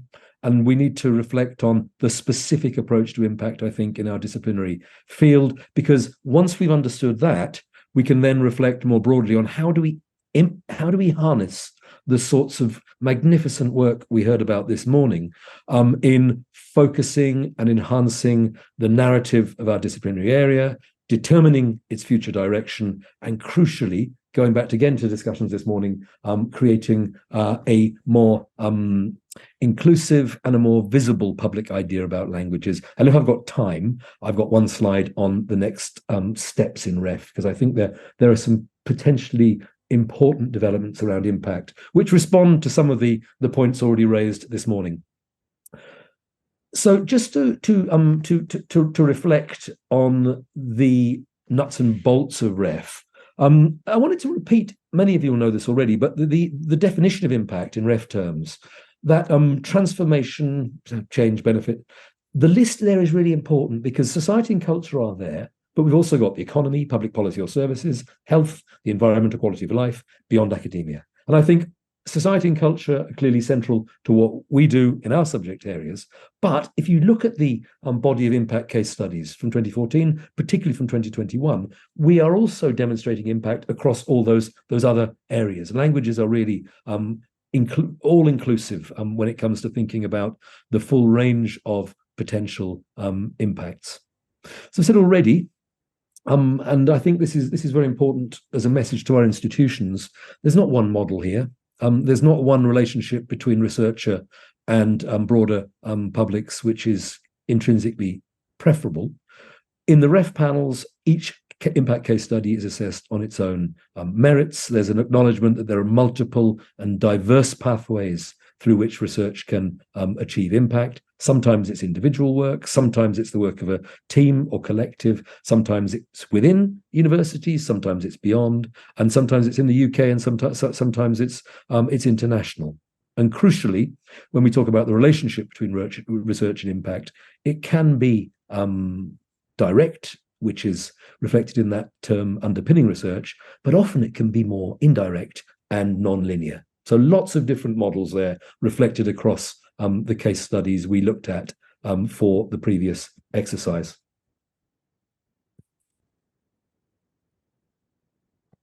In the same way as research impact can be linear or non-linear, I think we need to factor in an acknowledgement of serendipity. So research impact can be unforeseen. It can emerge as an end product of research design, but it can also crucially be demonstrated right across the research process, which is why I've always preferred the term associated research rather than underpinning research, which seems to imply a certain linearity.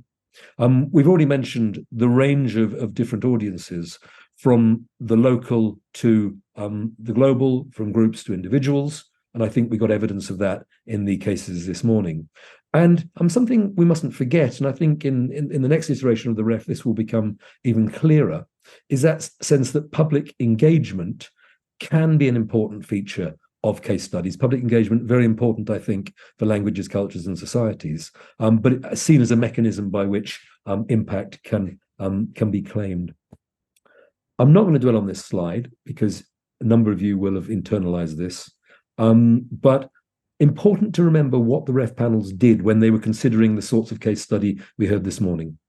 The two key criteria are reach, which is to do with the range of potential constituencies, numbers of groups, numbers of beneficiaries affected by research. That's not ever, though, seen in purely numerical terms or geographical terms, because reach is always understood in relation to significance, which is in many ways the index of intensity of impact achieved. And as you know, and we've alluded to a couple of times already, there's that need that impact should be based on research that, until 2021 at least, was an equivalent to 2-star.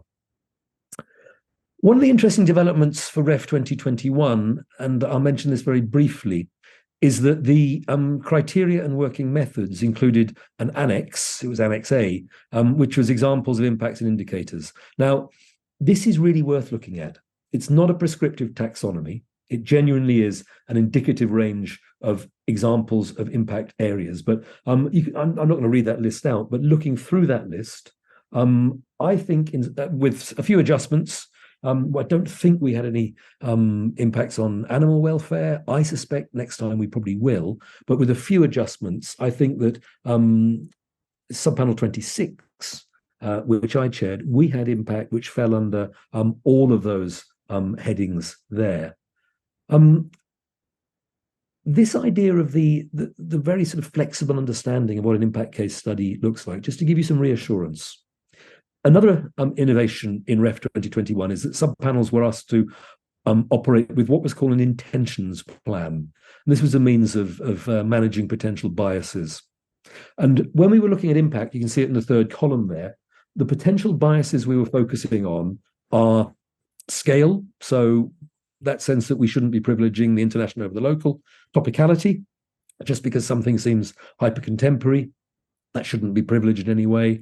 Evidence, not privileging the quantitative over the qualitative, and maintaining sort of ideological neutrality. So the principle that we should treat all case studies equally was embedded into our practice. We were very aware, and you see this in your institutions, we were very aware that there were potential myths and biases around case studies, and we did our very best to ensure that they were not reflected in assessment. The outcomes of the process for impact were extremely positive. So as you can see here, subpanel 26 judged that over 80% of the impact case studies we looked at were 4-star or 3-star. And I think going back to the purpose of this meeting, that really is a very positive story. It's a story that, with the caveats we've already mentioned, we need to celebrate, we need to communicate more broadly, and we need to learn from. In the subpanel 26, we had 161 case studies. The robustness of their assessment depended a lot on our user members, people like Bernardette, from whom we are going to hear in a moment. And I think we need to remember, as subject communities, that those user members, many of them are really key ambassadors for what we do, and we need to maintain that engagement.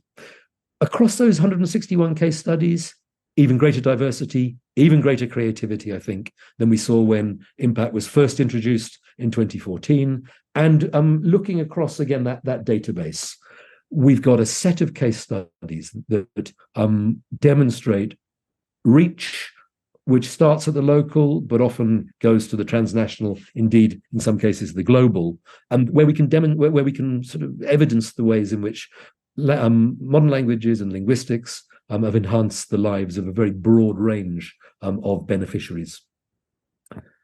What we saw in 2021 was something that's been alluded to already. I think there is more professional and strategic support for impact. There is evidence that a number of colleagues are devoting significant time to impact activities. with varying degrees of support within their departments. But the key message that came out, and this is from our sub-panel overview report, you can see it here, and it's probably worth dwelling on because it's a really strong steer. The centrality of modern languages, linguistics, and let's not forget Celtic studies research to addressing a remarkable variety of contemporary social challenges and areas of urgent public concern was very much evidenced in the impact case studies we looked at. I think we've reached a stage now, and this meeting is one of a number of important interventions around this, where we see a need to harness those case studies to our broader efforts for public understanding, our broader efforts to enhance the external visibility of our discipline, crucially, as has been suggested on several occasions already today, both within our institutions and beyond them. And just to give you one example, I was involved with this. This is the UK Collective for Development Research. They did some excellent work earlier in the year, looking at impact case studies specifically in the development research area, a number of which were funded by GCRF money, and analysing the importance of those in terms of gaining extra policy traction in that particular case. As I said, we'll share these slides later, but thinking about those generic categories of research, which were in the Appendix A rather, of the criterion working methods, this is the reality that emerged for subpanel 26. You can see here a number of them reflected in the 3 case studies we heard about before lunch, the areas in which modern language, linguistics, and Celtic studies colleagues are making a difference, ranging from health and well-being, through creativity, culture and society, via public policy, law and services, to a broader commitment to understanding, learning, and participation. Within that, though, we saw a preponderance of impact case studies in areas like culture and society, creativity, education, policy, and public understanding. So there is inevitably a disciplinary footprint here, despite the fact that I think we're engaging with a very broad range of fields expected across all the main panels in REF. Types of impact. Well, you can again see here, broad range. We were seeing co-production of a number of new cultural artifacts, including video games, TV programs, inspiration of new artistic, literary, linguistic practices, often working with cultural organizations. A very interesting development, and that was the research-led engagement we saw in a number of case studies with marginalized, underengaged, or diverse audiences. And as I said, it's important to steer away from any focus on the hyper-contemporary. In subpanel 26, we saw some fascinating case studies, national, international, where colleagues were contributing to processes of commemoration, memorialization, and also reconciliation. Again, as I said, in a range of different contexts. I've had my 15 minutes, so I'm about to draw to a conclusion. You'll be able to look at this slide later in terms of emerging areas of activity. We did see shifts between 2014 and 2021. Rapid advances, I think, in the ways in which colleagues are contributing to health and well-being, and I suspect in 2028, because of the way in which a number of researchers in our fields pivoted during the pandemic, we'll see enhanced engagement there. Technology, increasingly present in a number of case studies. Around areas of policy, we saw more work around social justice, language and communication.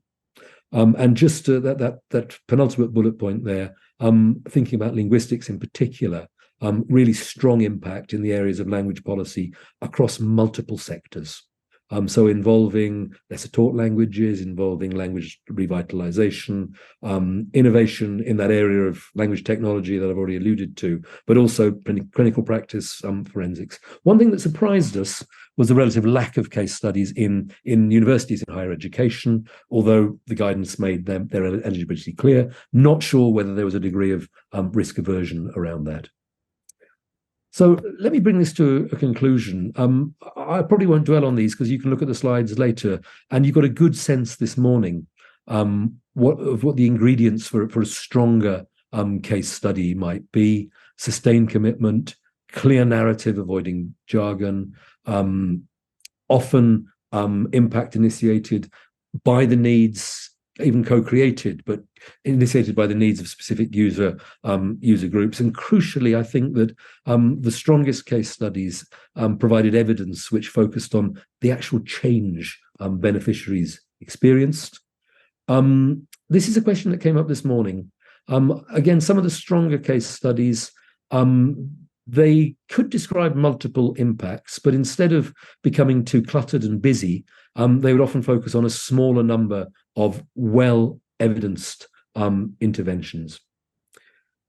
The strongest cases often provided some sort of evidence of good institutional support. And what we saw in the more local case studies was often evidence of intensive engagement with stakeholders and active activity with more difficult to reach communities. I have a slide on weaker case studies. In many ways, it's the negative of those two previous slides, where in the weaker cases, there's often a less explicit link between impact and underpinning research.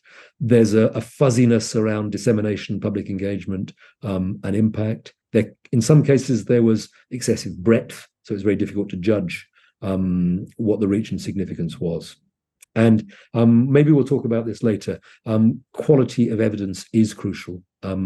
Testimonials are particularly difficult if they're if the writer isn't the identity of the writer isn't clear, their relationship to the researchers, and if they contain broad advocacy as opposed to this genuine focused reference to transformation that's emerged.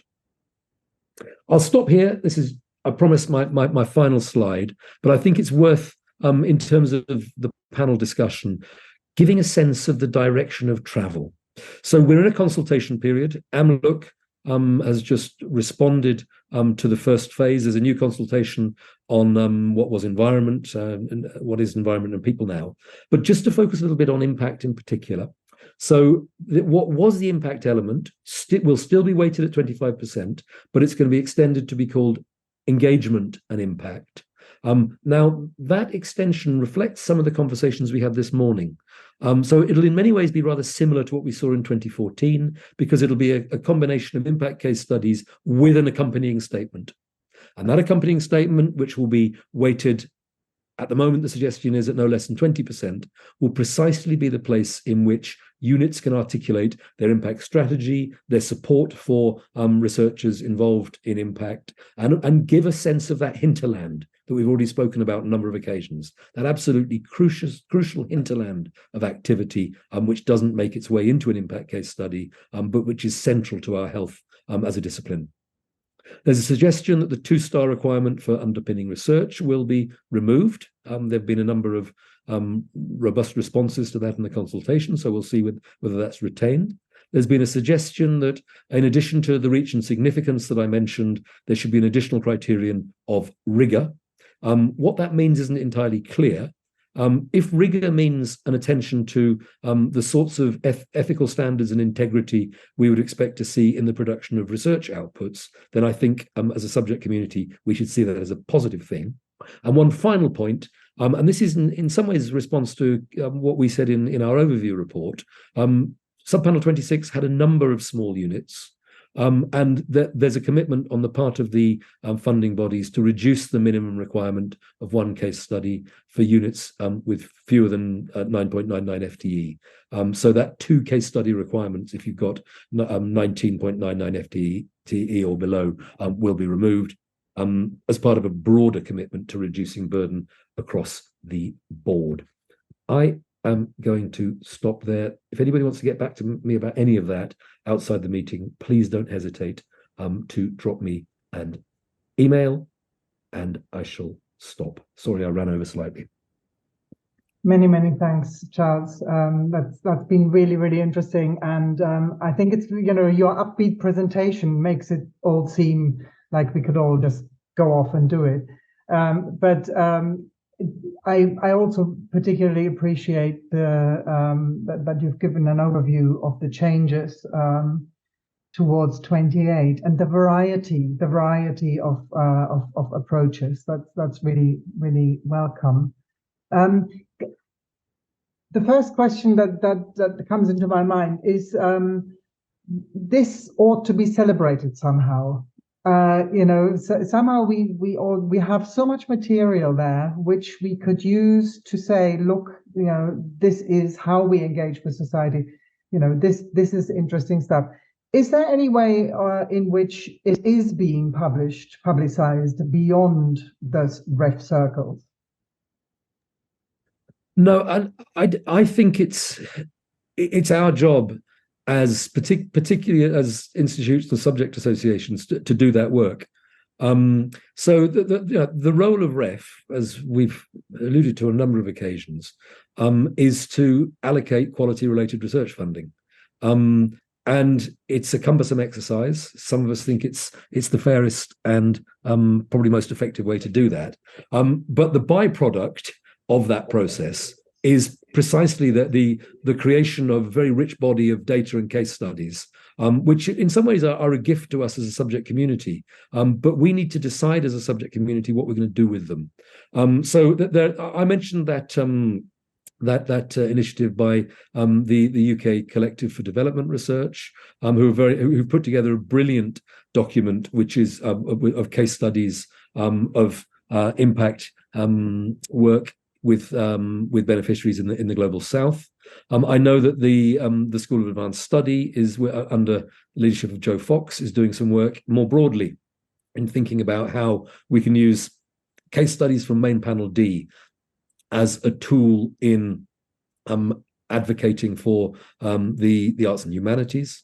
But I think that the opportunity is there for us to think creatively and crucially to think outside meetings like this, which are really important for resourcing ourselves, but to reflect on how we take some of these case studies, as we did this morning, and use them to enhance the broader visibility. I really liked your point about schools recruitment. I think if we use the case studies to say this is what we do in modern languages departments, in the light of the recent revision of the benchmarking statement, we're all being invited through programme reform to reflect not just on our engagement with employability and EDI, but also with sustainability and more broadly with the sustainable development goals. So the work around impact, I think, should also have this feedback loop into our curricula, and making sure that the curricula are really sort of addressing 21st century concerns, which are the concerns of many of our potential students. So I think that work has begun, but in some ways it's a challenge to us as a subject community about how we want to enhance that. Yeah, no, absolutely. I mean, really, my main concern is really this. It's we need to get beyond talking to each other, and we need to get out, and especially to schools. And especially to schools below the A-level intake, and impact studies, I think, lend themselves to doing that in a wonderful way.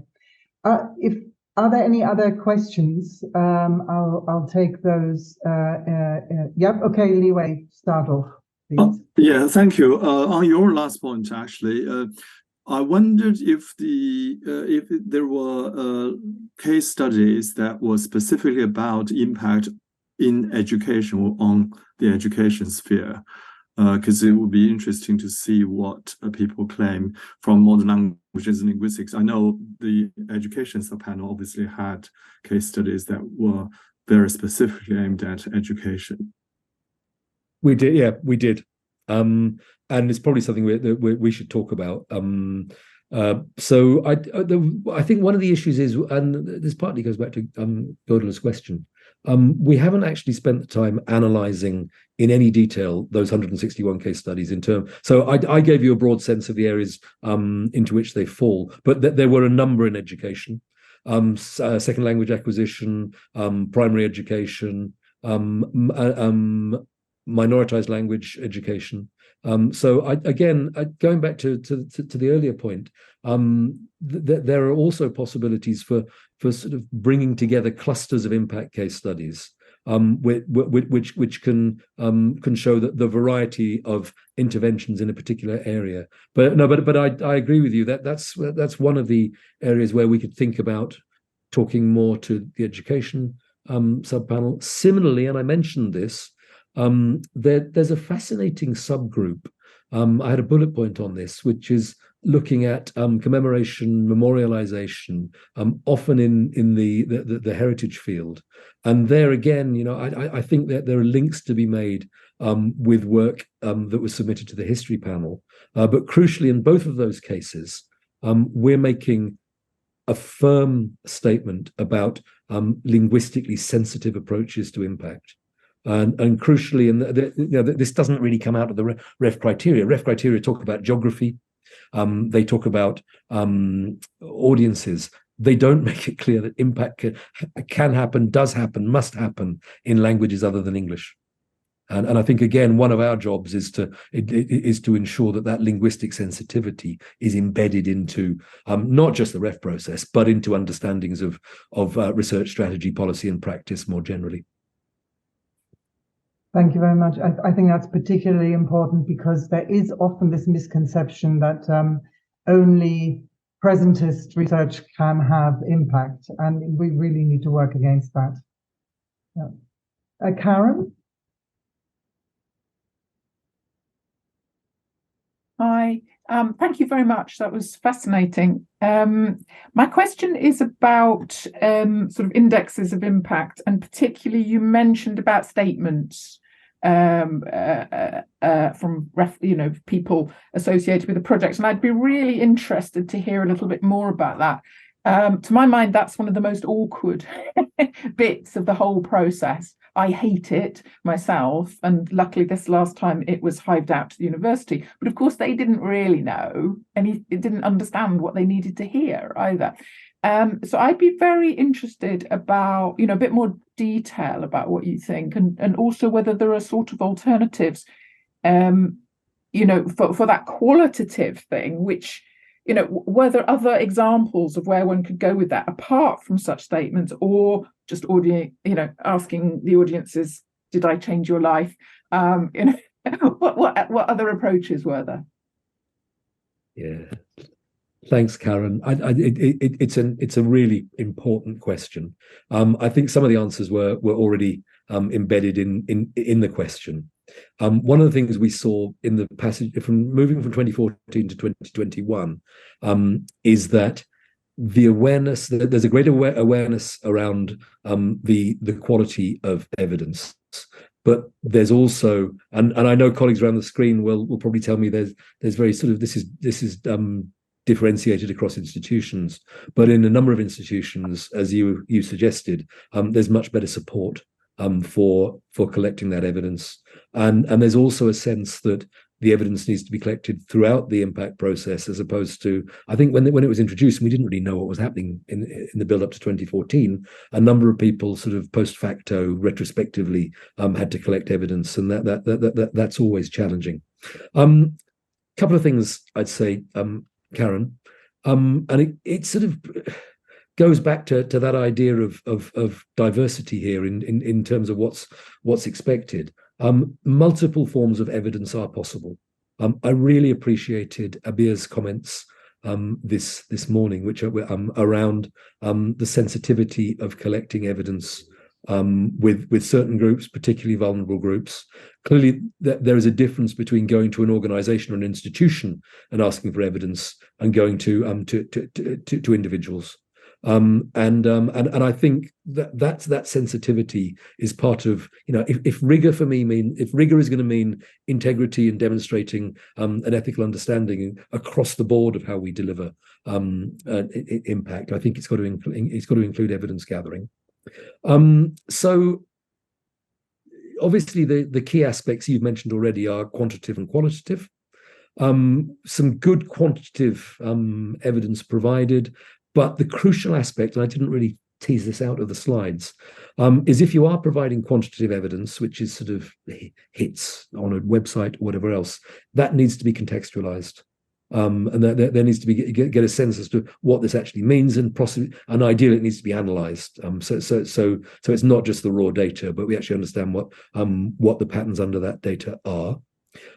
Qualitative, particularly in our areas, I think qualitative evidence is equally important, and that can come through feedback questionnaires if you can pitch them right, and you can get realistic engagement with them. I think the point I was making, and this came up in discussions during the criteria setting phase, was there was a sense in 2014 that testimonials often were not helpful. Because so the issue, and this comes back to exactly what you said, Karen. If somebody's gathering this evidence on our behalf, they need to ask the right questions. And the problem with a lot of testimonials, and this less so in 2021 than 2014, was that they stated how marvelous the research was, what a pleasure it was to collaborate with the researchers, but there was no concrete reference to the transformations that the research permitted, to the actual impact. And I think if you are gathering testimonials, there needs to be a very clear brief. Now, Wendy, as Bennett, might have some further reflections on this. There are certain audiences and beneficiaries from whom it is notoriously difficult to gain testimonials, particularly if you're working with policymakers, particularly if you're making a case that your impact was negative, by which I mean it stopped something from happening that would otherwise have been disastrous. And so there are a number of cases, there are a number of departments where it is difficult to gather audience, to gather that evidence. But again, the panels are aware of that. There are clearly sensitive impact case studies where some of the evidence will remain confidential as well. So, Karen, I hope that sort of begins to answer your question. Yeah. Okay. Are there any other questions? If not, maybe I can ask another question, which ties in with what you just you picked up on policy. We had a recent event on policy, at which it was asked repeatedly. Yes, I want to engage. I want to collaborate with government. Say, how do I best go about it? And I think the same question also can be is relevant for any impact study. You need to collaborate. You need to meaningfully engage with a non-academic partner. Do you have any advice around how to shape that collaborative enterprise? How to interest them, in your approach of things? In some ways, I think this goes back to the conversation we were having earlier about the maybe not the artificiality of REF, but the very partial nature of REF. The crucial thing with REF for me, and this is true for outputs as well, is it only captures an element of activity.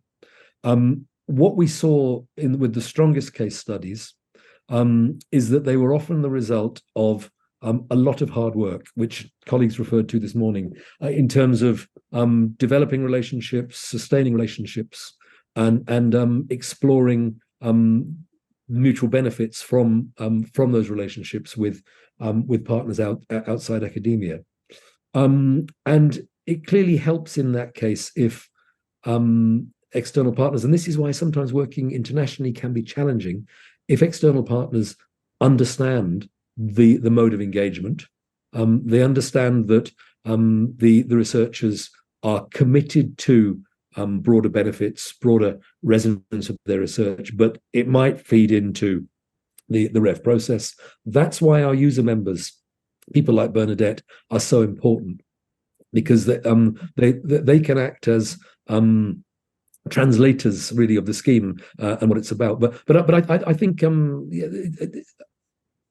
a lot of this is about departments, academic departments, notwithstanding the challenges Wendy talked about this morning, maintaining relationships with external partners and being ready to respond to opportunities. Because I think the other aspect here is there were clearly some brilliant case studies which didn't depend on the sustained relationships, which were serendipitous, which saw a sudden opportunity emerging. Some of those creative impact some of that creative impact I was talking about depended, it would be TV producers, cultural organizations seeing research which had been translated in an appropriate form for their consumptions, and actively contacting a department and saying would like to work together. So that there's not a single model.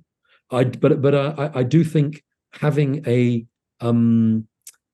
carefully constructed strategy which allows for resources, a broad range of forms of interaction is really important, and that I'm hoping that in 2028 that this move to engagement and impact, and the restoration of what in the past was called the impact template, might encourage us and our universities to think more seriously about that, to move away from any short-termism, to move away from that idea, the results are out, heave a sigh of relief, let's move on, and we don't need to think about impact for another 3 years. Then we need to start sort of identifying case studies, something which for our subject area, given the challenges we're currently facing, seems essential is to have that long-term permanent commitment to engagement and impact feeding into this broader work that you alluded to of nurturing a public understanding of languages in multiple sectors at all levels. Longer commitment, but also in order for serendipity to happen, you need to keep shouting. Yep, absolutely. Yeah, no, absolutely. Yeah. Okay, that's great. Thank you very much. Are there any other questions for Charles? We will all be able to see the slides, so that'll be really, really helpful. If not, then I'll say thank you now. Thank you to Charles and of course to Devyani as well. And I'll hand over to Liz and Charles Burdett for the roundtable.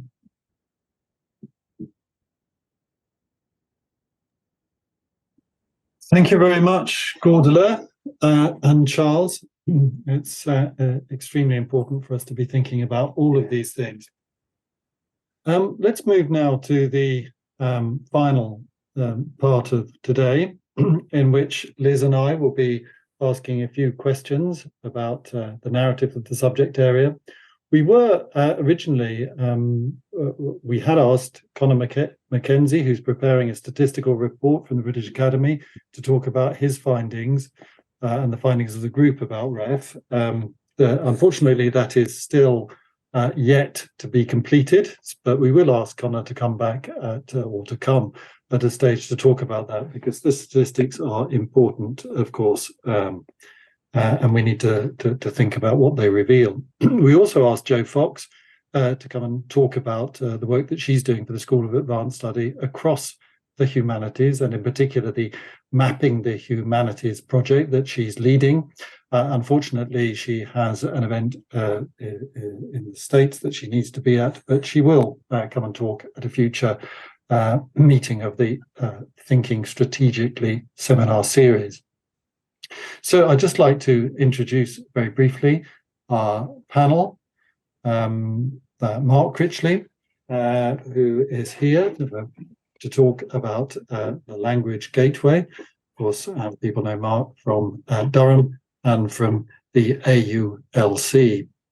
Nigel Harkness is here also from Newcastle. People will be familiar with the work that he's done for the HEPI report, which Godela mentioned just a moment ago, and the work that he did for the subject benchmarking. We also asked Ruba Khamam from Leeds, who was also very much engaged in the subject benchmarking document. Unfortunately, her flight from conference has been rearranged, so unfortunately she can't be with us. We also have Bernardette Holmes, whose work, of course, we all know, and who is engaged in the National Consortium for Languages Education, together with Lee Wei from the Institute of Education at UCL, and of course also leading the National Consortium for Languages Education.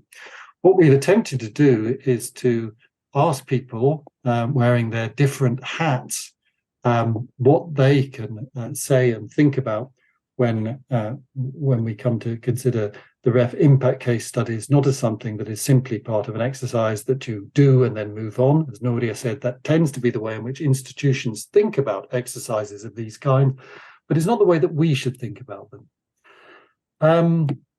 So what we're going to do, Liz and I, as before, are going to ask a series of leading questions or open-ended questions, we hope, and we're going to ask people to respond to, well, what do we do with impact engagement, impact case studies? How do we think about that, about the identity of our subject field, but also how do we use it in ways that are important for us and important for thinking about the development of the subject area as a whole, thinking that REF is, of course, a snapshot, but it's also a very useful way of thinking about the evolving research landscape and its meaning for everyone, both within higher education and, of course, far beyond that.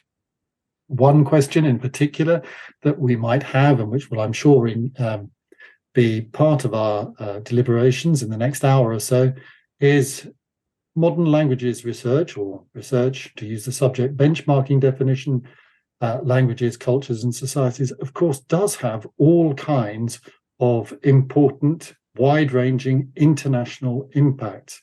It is a question of capturing that and feeding that into our narrative, and that is essential for us. I don't think we should in any way be thinking about what we do as in some way not applied. I think the very reverse is true. I think we would all subscribe to that, but it's a question of capturing that and disseminating it, as Godela and Charles were talking about just a moment ago. So Liz is, I think, going to ask the first question. We're going to ask people specifically with their subject or the particular hats and perspectives that they wear to reflect a little bit upon impact case studies and where we're going. Liz. Thanks, Charles. The Languages Gateway came up quite a few times this morning when we were thinking about how do we reach people, how do we disseminate some of the things that we do. And so we were hoping that Mark could talk a little bit about the Languages Gateway and impact. How can the record of impact be used through the Languages Gateway? And also like some really practical stuff. If you wanted to get an impact case study or work that we were doing up onto there, how would we go about doing that? Mark. Okay, thank you very much, Liz. Thank you, Charles. Thank you, everybody, for giving me some time today. I feel a little bit of a fraud in this audience because I'm not actually on a research active contract, so I'm talking at this from a slightly different viewpoint. I run what is effectively the Language Centre at Durham University, and I'm also the chair of the national association that represents language centres and institution-wide language programmes. But I was really pleased when Neil Kenny asked me if I would chair the editorial group for the Languages Gateway. So for those of you who don't know much about the Languages Gateway, which I'm hoping isn't very many of you, it's basically been conceived as a new portal, national portal for languages in the UK to try and fulfil a similar role for languages as has been undertaken for STEM in previous decades. So it's not intended to duplicate or replace anything that we've already got out there, but it's intended to allow us collectively to coordinate and gather together and simplify access to information and resources related to language learning at all levels, from primary school through to lifelong learning. And I'm using terms loosely, so language learning, and by that I of course mean the study of languages, cultures and societies, relating back to the change of name from ILCS.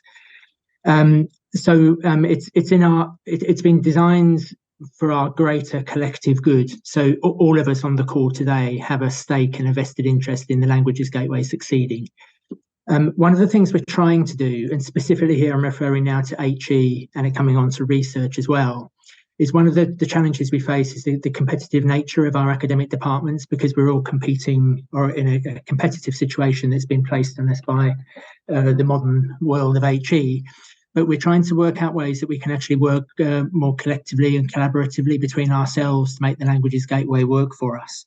And I guess if there are two things that Languages Gateway is trying to do, it's to help us demonstrate the influence that our discipline collectively has on society, and to promote the value that our discipline gives to society. And when it comes to impact in particular and research in general terms, I think there is something we could really do quite positively with regards to impact case studies and the Languages Gateway. So Charles mentioned this very briefly, Charles Forsdick in his previous presentation. Maybe there's some way that we could bring together all of the impact case studies and showcase those in some way, shape or form on the Languages Gateway as a demonstration of the sort of work we're doing, the influence we're having and the value we're contributing. So I'd be very happy as chair of the editorial group to sort of facilitate in that in some way that we can bring together these impact case studies and those in related areas such as education, classical languages, etc., to the greater good.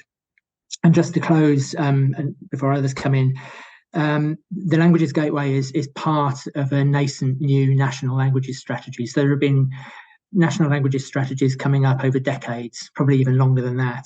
The one that's currently under discussion, which is supported by a number of organisations, but mainly at the moment led through the British Academy, is looking at how we can effectively reverse some of the trends we've been seeing in modern languages in recent years, both in schools and in HE. So I'll probably leave it there and let others come in.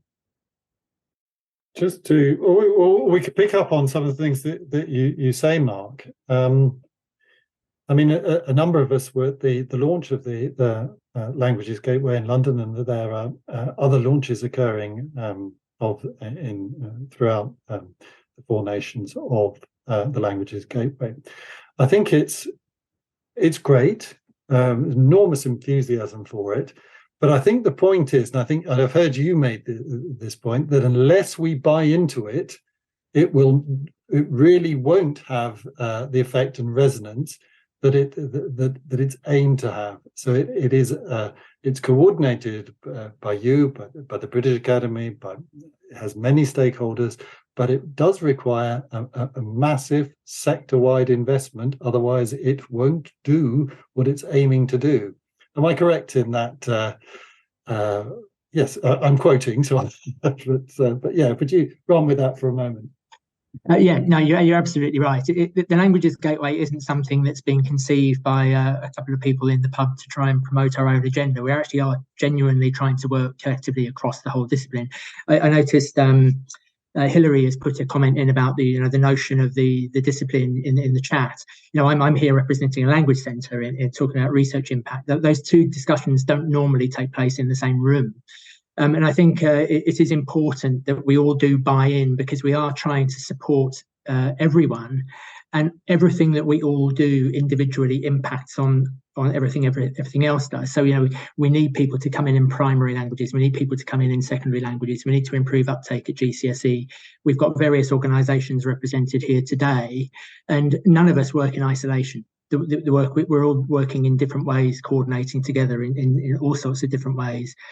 And as I mentioned earlier, it's up to us as a discipline to decide how we want to promote ourselves. People are not picking up the message, so we need to find new ways of doing that. And we can only do that together. And I think some of the later questions you're going to come on to, I don't want to anticipate, Liz, but I think we're maybe going to touch on some of these later about the diversity, the problem that we've got. Thank you, Mark. While we're on this subject, I mean, Connor's put a question in the chat, and I think it is really important. Anyone in the game, so to speak, looks quite regularly at the ref pages, and we can assume that people do that widely, but I'm fairly sure they don't. And I think that this is a wonderful opportunity, as Connor says, for us to be really thinking about, well, yeah, let's not just assume people look at the impact case studies or indeed look at the ref data that's available. I think that's rather wishful thinking, but this is a tremendous opportunity for us to be thinking about, well, possibly then translating it into the Language Gateway is a good idea. Liz? Yeah, I'm just thinking about the ways in which we translate it into the Languages Gateways. Also, there's a lot of options there. Thinking back this morning to what Nuria was saying about how you engage with broader audiences and around the need to have things like short videos. We want to think not just about where we put the impact case studies, but about how we communicate them as well. In what format are we going to reach the kind of people that we want to reach? As Connor says, the information is there on the WEF website, but maybe not in ways that are accessible to a broader audience. I wondered, did you want to come in, Nigel, and think about how the impact case studies could enhance the work of the subject benchmarking as well? Yes, indeed. Thank you, Liz. Thank you, Charles, and thank you to Charles Forsdick for that powerful intervention.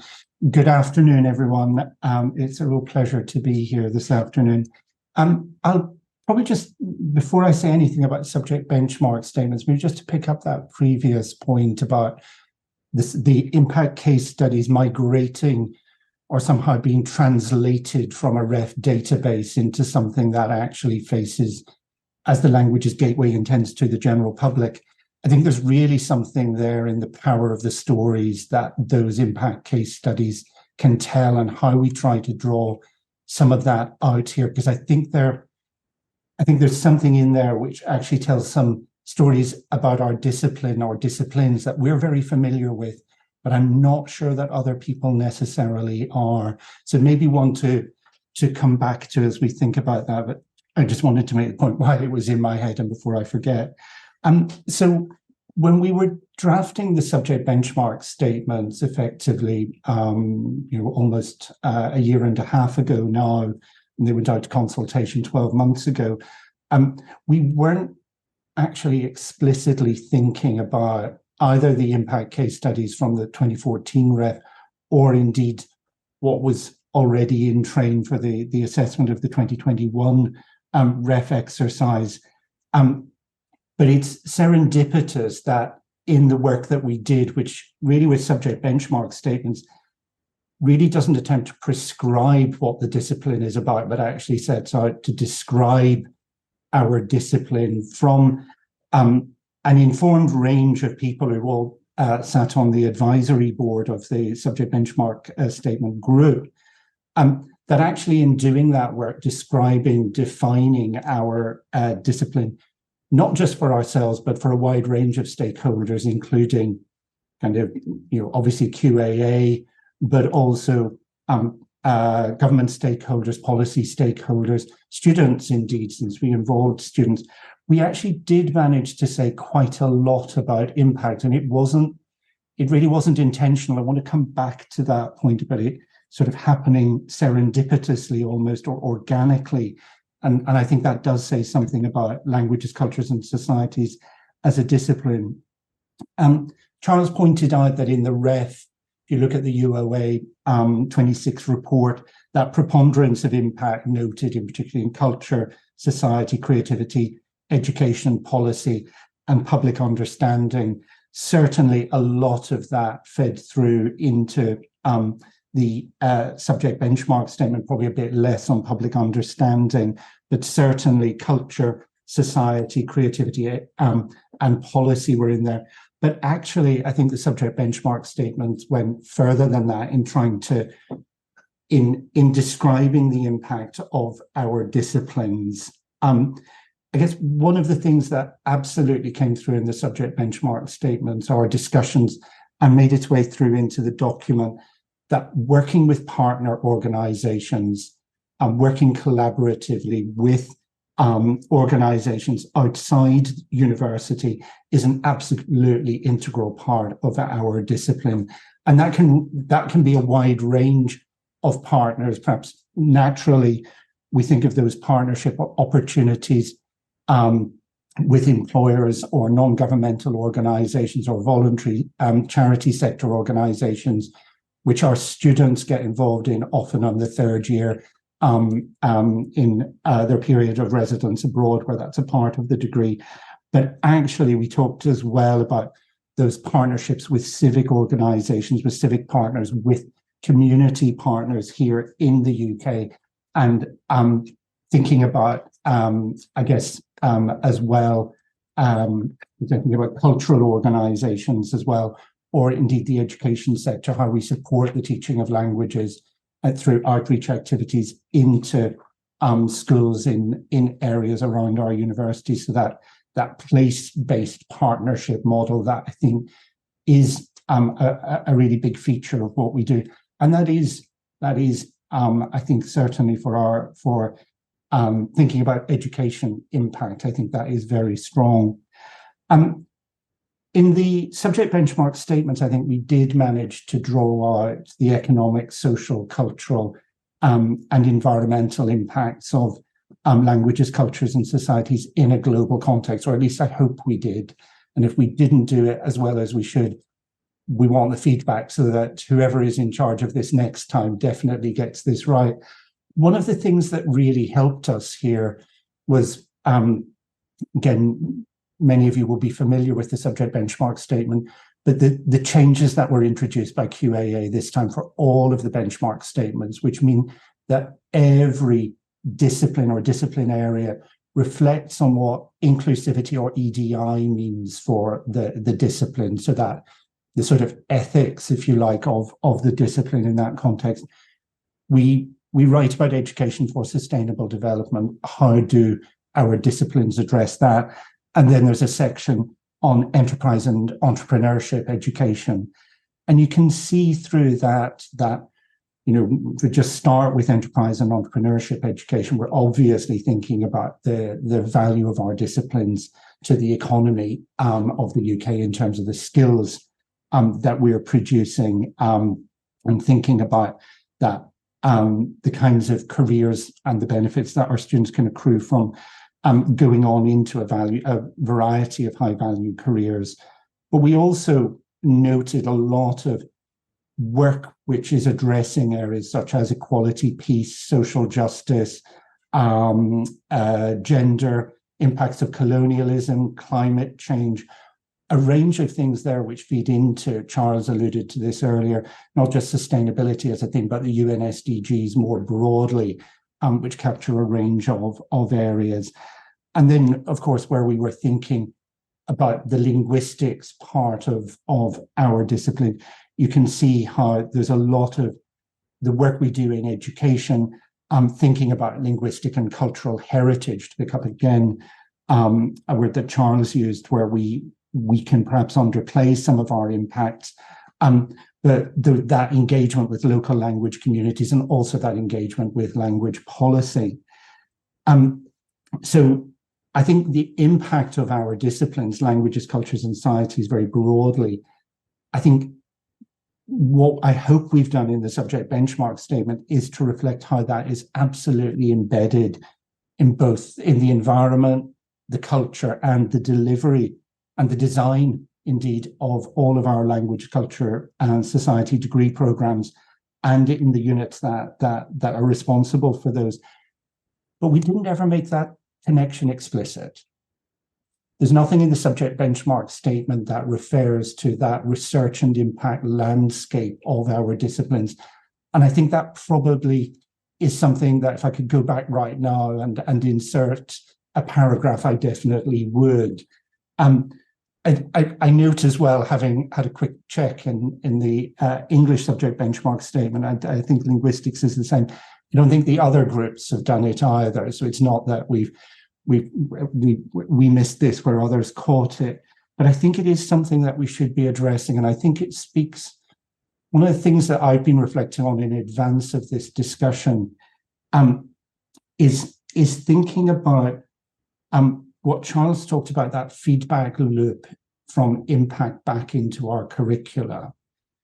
And I think in universities, we're very good at talking about research-informed, research-enriched, research-led education. I'd really like us to start talking about research and impact-enriched education, because I think that will make that link much stronger. It's probably understood by some people that broad term research includes research impact. But I think there's always that danger when you just say research that some people will think, oh, well, that's the education that derives from that is really linking to the article or the book that Professor X or Dr. Y is working on. So I think that's one thing we should be really thinking about as a result of this. And then there is that question, if this is for prospective students, how we get those messages into the secondary education system, the pre-higher education system. But I think that's one that we'll probably come back to in further discussion and questions. So I'll stop there for the moment. Thank you, Nigel. Just before we move on to Lee Way and Bernardette Holmes, I mean, there is a very clear segue into what you're talking about and what Mark and the British Academy and the Language Gateway is doing. It really is a question of insisting upon that. And I do think what you were saying about the link between research, education, and impact is important. If we're thinking back to open days, it's very often for a student or indeed a parent to ask, well, okay, this is fine, but how is this changing something, or why should we be taking note of a highly sophisticated piece of research? And I think that is a very important point to make. But also, I mean, thinking about your work on the HEPI report that Godela said, there are certain stereotypes about the humanities and about modern languages, and I think addressing these stereotypes and also really drilling down to what it is that we do, why it's important, is something that the subject benchmarking and the Language Gateway is addressing. I mean, just reflecting for a moment on the HEPI report. The HEPI report was written because of a certain frustration, impatience, outrage possibly about some of the things that are said about humanities research. There is clearly a need to marshal the resources that we have to combat some of the stereotypes or misprisions that are made about modern languages. Would you agree? Absolutely. Pardon me. Absolutely, Charles. I think the HEPI report is an attempt by, Marion Thane at King's College London is the lead author on it, but a number of us chipped in and worked with her on it. Really an attempt to challenge some of the myths that have grown up about humanities and some of those negative stereotypes which we see really promulgated around our broad disciplinary area. And I think what we say, I think in the HEPI report, you could probably take the word humanities, do a search and replace and put in languages, cultures and societies. And I don't think many of the arguments either about some of the negative perceptions or indeed the positive case studies and the positive cases that we wanted to make, I don't think they'd change particularly. I mean, the HEPI report, I think, tried to do three things. One was really try to emphasize the fact that despite narratives about humanities being in crisis, UK humanities broadly is an absolutely world-leading set of disciplines. If you look at research quality, if you look at field-weighted citation indices, if you look at the impacts or the profile that our work has around the world, you really can't deny that. But one of the key messages we wanted to get across was that sense of the social utility, the value, the impact, to use our term for today, of the humanities, and that does apply to languages, cultures, and societies as well. That humanities methodologies, epistemologies, ways of thinking are absolutely vital and essential to responding to some of the key challenges of our era. And I think that's probably one of the stories that really can emerge from the Ref Impact case study database. I will not claim to have read all 165 case studies. Charles perhaps has, but I suppose one of my questions, perhaps back to you, Charles, is that you mentioned when you were introducing the panel this afternoon the work that Joe Fox and the School of Advanced Studies is doing with the British Academy, kind of thinking about that impact case study database and doing some of the analysis. I don't know if you know any more about where that is and what the sort of timescales and what we're hoping that will achieve or deliver for us. Yes, I think it's an advanced stage, and We had an internal presentation about it recently. I think there will be a series of external presentations in the near future, and I will be talking expressly to Joe Fox in next week, in fact, and we will certainly be organising a session around that, and absolutely embedding that in the things that we're talking about today. Of course, it's much broader than our subject area, but our subject area, as you say, could actually really use almost exactly the same things that Joe Fox talks about, but apply them and state them about what we do. Liz.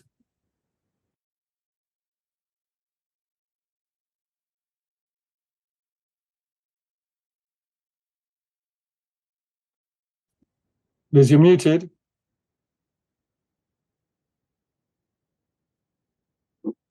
Sorry, it's the two screens. I'm still not good at the two screens. When my mouse is on the wrong screen, I can't bring it across. And then I start panicking and it goes all around the place.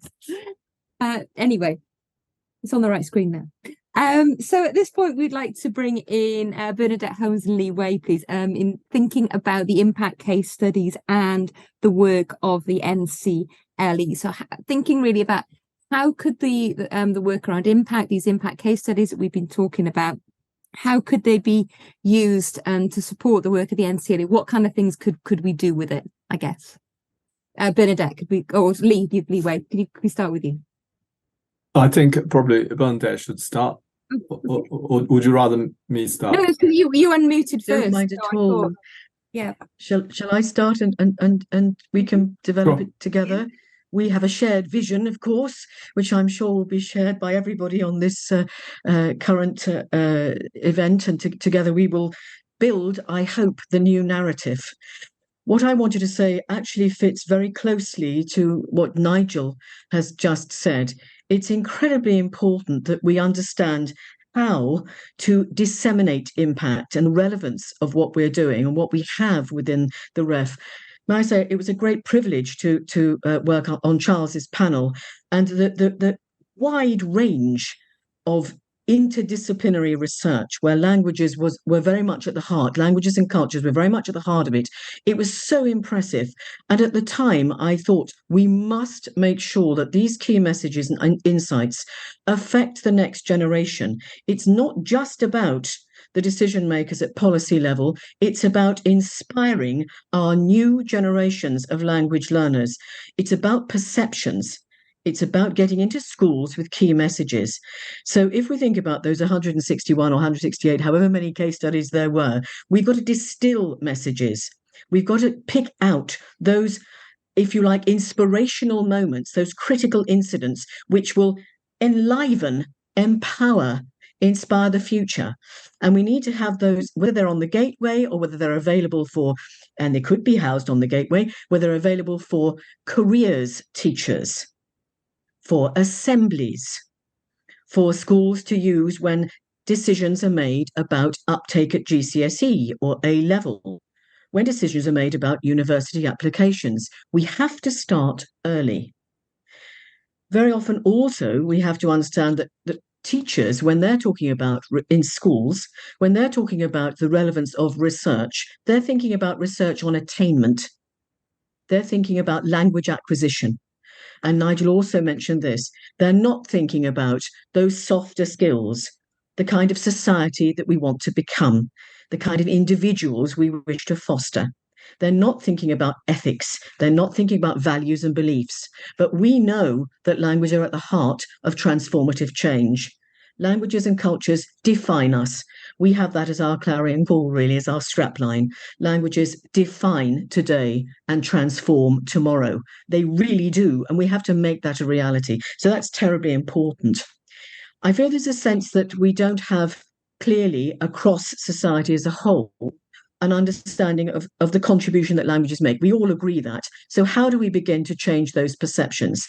Well, we do it by having advocates from those interdisciplinary research communities talking with us.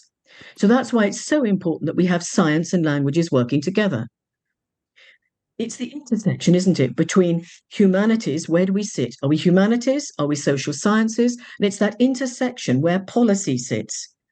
And it's not just about policy at that governmental level, although that is important. And as Wendy said earlier, it may not be that we can suddenly have a Latin excellence program. That happens to be a predilection of the current schools minister. So we're lucky there. We're lucky there. But what we can do is change the way teachers plan their curriculum. Teachers planning curricula in schools and, of course, in universities. Now, at the moment, we have a very narrowly defined curriculum. It's even more narrowly defined at GCSE, not so much at A-level, but even more narrowly defined at GCSE. So what do we need to do? We need to be telling our teachers to have the confidence and also broadening their subject knowledge about what it is that we actually can contribute to the curriculum, so that they don't restrict their teaching to what is assessed. There is a clear distinction between a teaching curriculum, languages teachers as languages educators, and what we have as an assessment curriculum. So we need to be encouraging our schools to think differently, and they need to be aware of the ref. I think many are not. So that's a role that we need to be thinking about. How do we have the whole profession informed, inspired, and as we said, engaged? How do we have them engaged in this activity? And it is about transformational change for individuals, for communities and societies, and valorizing the roles that languages and cultures play. There was a question earlier which I just wanted to come in on, but I thought we would listen to each other and then perhaps return to it. It's whether cultures and societies are abstractions or whether they're fundamental. They're fundamental. They're fundamental in a world that is facing the challenge of AI. They're fundamental in a world that has global English. They are fundamental. The work that I was privileged to do for the British Academy for Global, which has, I believe, been very well received and has affected the way we thought about employers.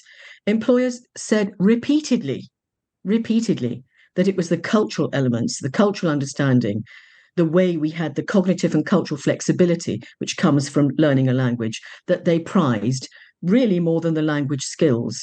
I will define that, though, because they said this is because we have global mobility and access to people who speak English fluently, as well as having sectoral skills and a range of other languages. One word, Brexit.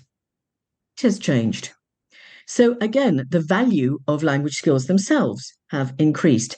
But again, we need to look at what this interdisciplinary evidence tells us from the ref, and capture these insights, capture these critical moments, and disseminate those more widely.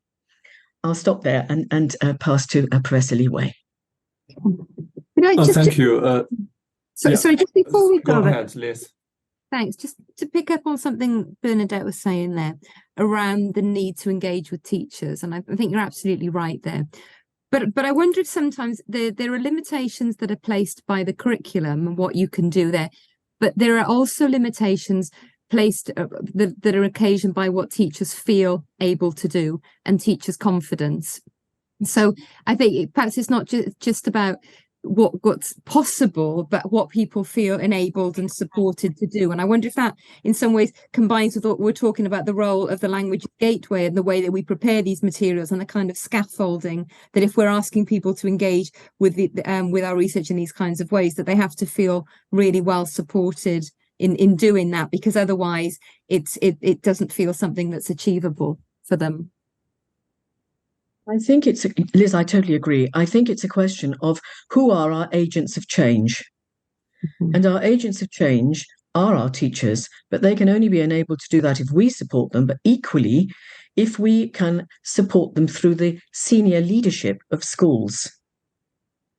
So it's actually identifying the agents of change, and they are within these multi-academy trusts, it's the inspirational leaders. So, for example, through the work of NCLE, and we'll be talking a little more about that if that will be helpful for everybody, we will be engaging with senior leaders, the teachers, the head teachers themselves, because they have to support the work of the teachers, and they have to be behind a curriculum which is internationalized, which does recognize the value of looking at decolonization, for example, that recognizes that the empowering to individuals of their first languages, so that we can look to developing plurilingual educational spaces, which really are virtually non-existent in our current schools. There is no room for plurilingualism. Schools that do anything in the space are really exceptional, and we want to see more of that. So we need to have heads who understand what it is that languages, cultures and societies contribute to the full development of the curriculum and the full development of individuals as they go out into the world society that we choose to create. So it's those people that we need to identify. And you're right, if the head teacher says, no, you will just complete the narrowly defined curriculum, you will only have a small amount of time, then it is restricted. But then they'll need to look in other creative ways to bring children out into a broader understanding of our space and our discipline. Yeah, and I think that's really important as well as looking at what's going on really well across the UK. So I chaired a Viva yesterday, which was where the student was looking at the reception of it's really hard to say plurilingualism in Wales teaching over the past 10 years. So, you know, I think there are absolutely around. Anyway, sorry, we've diverted. Professor Leeway, could we pass to you, please? Yes, thank you. Well, first of all, it's absolutely heartwarming to hear all these wonderful impact case studies. But if you look at them, most of them were submitted to the Modern Languages and Linguistics subpanel. And if you look at the education subpanel, unfortunately, there weren't many impact case studies from modern language researchers or applied linguists in general who work on bilingualism, multilingualism in particular. And that, I think, is a bit of a problem. I sat on the education subpanel for REF 2014, not the most recent one, and we had that issue then, and things haven't really improved. In the field of education, when people talk about research impact, the focus is very much on impact on systems, policies, and practices. So just looking at the impact case studies, the Institute of Education here, which is the largest UA, we submitted 15 case studies ranging from student finance systems for a number of different countries, including the UK, how the health services policies actually impact on the learning outcomes and education outcomes of young children, and big policy initiatives like multi-academy trusts, and in terms of the actual practice, it's about continuing professional development of early career teachers or the training of head teachers. And beyond the school-based or university-based education, there is a professional education like the training of nurses, healthcare workers, and doctors, and engineers, and lots of other different professions. So in that context, language, linguistics, cultural studies, social studies, the impact of that kind of work on education systems, policies, and practices are quite often seen as fairly minor. It doesn't really feature. I mean, certainly in our work in the Institute of Education, as I say, we had 600 member staff submitted to education. The work by the language group or groups certainly doesn't feature. It's not at that kind of level. So it's important to distinguish the kind of REF type of impact and the actual impact we absolutely do have, as Bernardette said, and we intend to continue with this work on the actual policies and practices. For example, we are working through the new National Consortium for Languages Education on subject leadership for languages education in schools. It's so important to have the right kind of leadership and the leadership training so that the languages education in this country is heading in the right direction, in the right way, with the right practices, and also building sufficient capacity.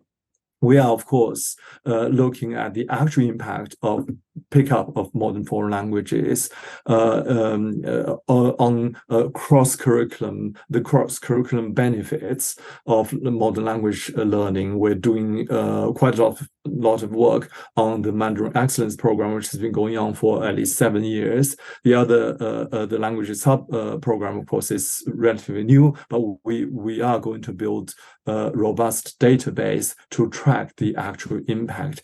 There's no doubt we will be able to build good impact with the involvement of communities as well. But in the grand scheme of things, we do know our limits, as it were.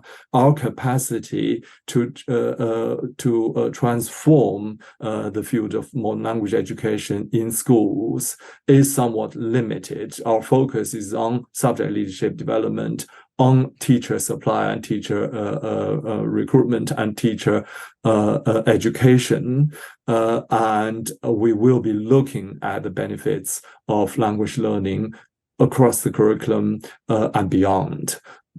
But there are many other things that we can do that somehow don't quite translate into impact case studies for ref purposes.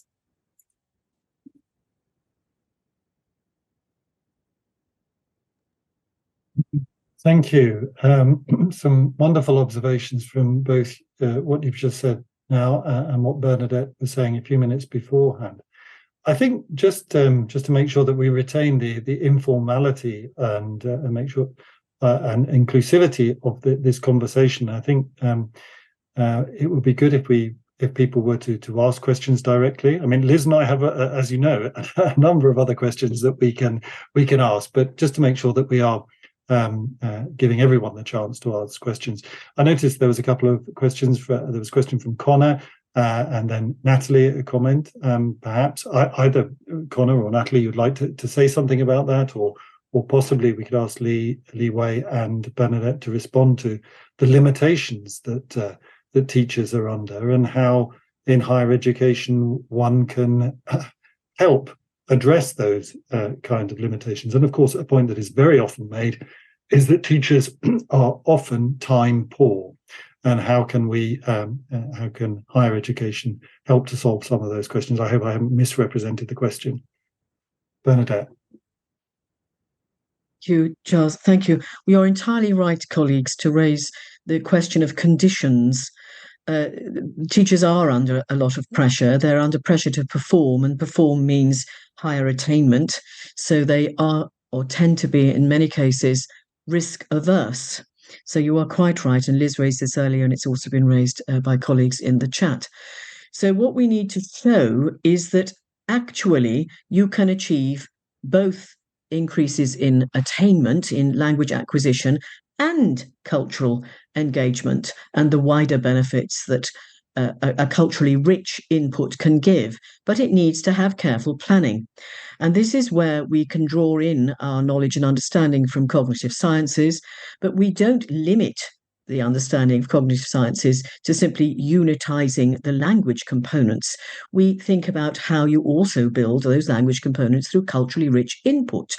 So where do universities help? Well, universities help by enabling young people to have access to culturally rich days. So engagement through what used to be the routes into languages would be great. But for teachers, it's also how we support teachers to understand how to use resources effectively, how to engage with authentic material, for example.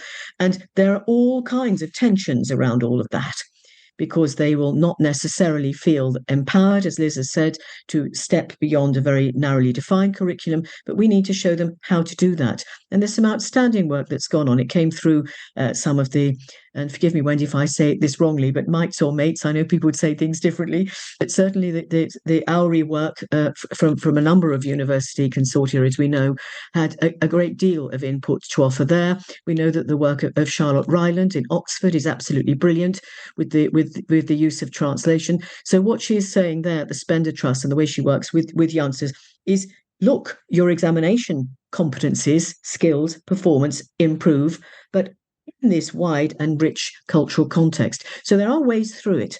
but we've got to scaffold it. We've got to support the teachers. We have to give them professional development that we have thought through. And some of them may well come to us and say, look, we need help here. And that's why we're going to work in the hubs very closely. And we are working with them to identify where they need the support from us. So whether it's in understanding how learners learn, so how language is acquired, but equally how you can plan for a successful language program in very narrowly defined parameters, but you can still achieve some of these goals that we all aspire to achieve. So that's what we're going to try to do, and that's what we're aiming to do. Whether we have impact at the end of it, I hope we do, because that will mean more money. But we'll certainly be coming to all of you to report and to share with you achievements that we might make and changes that we might make. Small changes make a difference.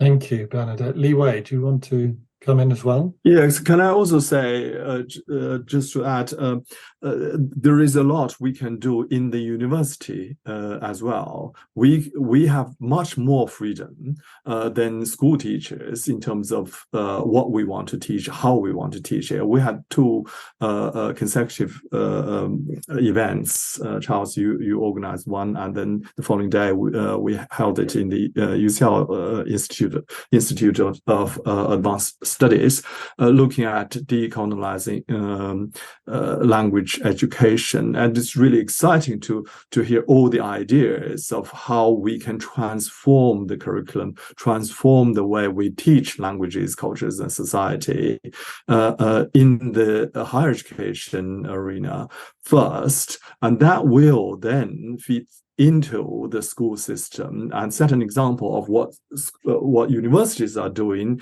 and lots of the school teachers will then use that as an example. And of course, we do bring school teachers into at least our institute for further professional development, and when they see the way we have transformed the modern language curriculum and pedagogy, that sets them a really good example to gradually change their way of doing things. It is very difficult to change the school curriculum fundamentally, because it's prescribed, and they have very limited time and resources, but we probably we can start somewhere else and then influence that pipeline, as it were, in a different way.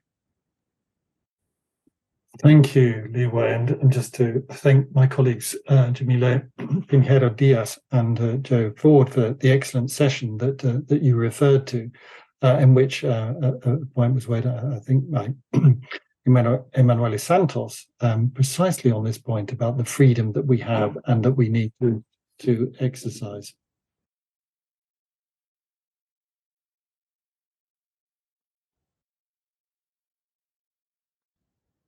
Liz, can you perhaps read ask Sophie to ask in the question in the chat? So Sophie, do you want to talk through your question in the chat around expanding the offer of interdisciplinary modules? You there? Hi there. Yes. Hi. Can you hear me? Yeah. Great. Yeah, I think well, it's been really fascinating listening to all of this, and when we were talking about, and Nigel, I might be rephrasing this slightly incorrectly, but this idea of, I think you said research and impact informed teaching. Is that right? Yeah. It just made me reflect on how we really need to do that at all stages of the university degree program, but that requires an openness to perhaps a different type of module structure and a different type of assessment, and also to enabling students as researchers from the very beginning of their degree program and trusting in the skills that teachers give them at school to come to us as researchers, but then what we can do in dialogue with them, and to then building that throughout the whole program. And I think that is changing. I know that there are innovative modes of assessment going on in different places, but I also think sometimes there's a little bit of resistance to it. And I've experienced that in trying to propose a new module in a previous institution that I worked at.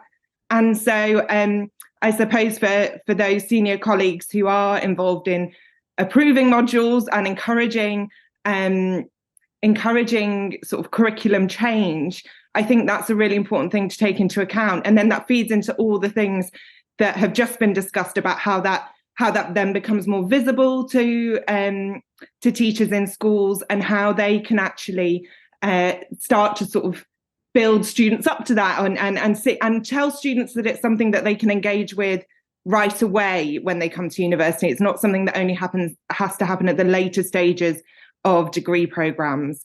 And I think collaborating across the languages is really important, but also collaborating across the humanities in that. So thinking again in those module structures, it's about are there possibilities for cross school or cross institute, whatever however your university categorizes it, those types of collaborations, because they're really transformative, they're really exciting. They're how lots of these research impact case studies that we've just heard about work. And so to be able to work in that in our teaching is exciting for students, and it's really exciting for us as well.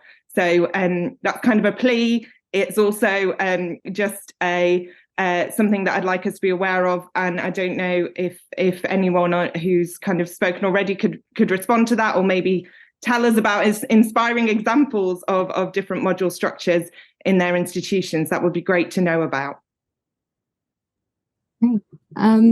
Before we go to Natalie, do any of the panelists want, or anyone else want to come in with any of those kinds of models? Yeah, Nigel? I may not come in with a model, but I think what you said is incredibly powerful, and I think it actually translates what I was trying to think about research and impact informed education.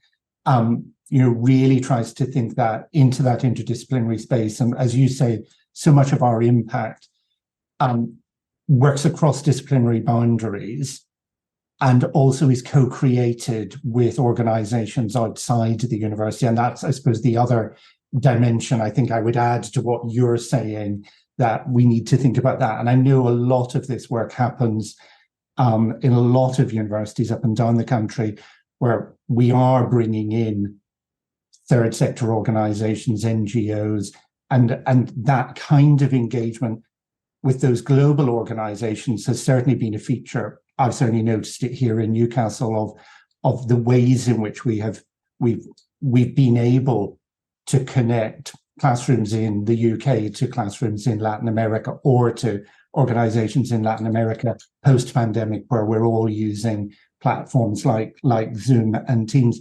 So I think there's lots of potential there, and I think it's again how you translate some of the really exciting kinds of work that we see in the impact case studies into our education, and tell that story to our students and to our prospective students.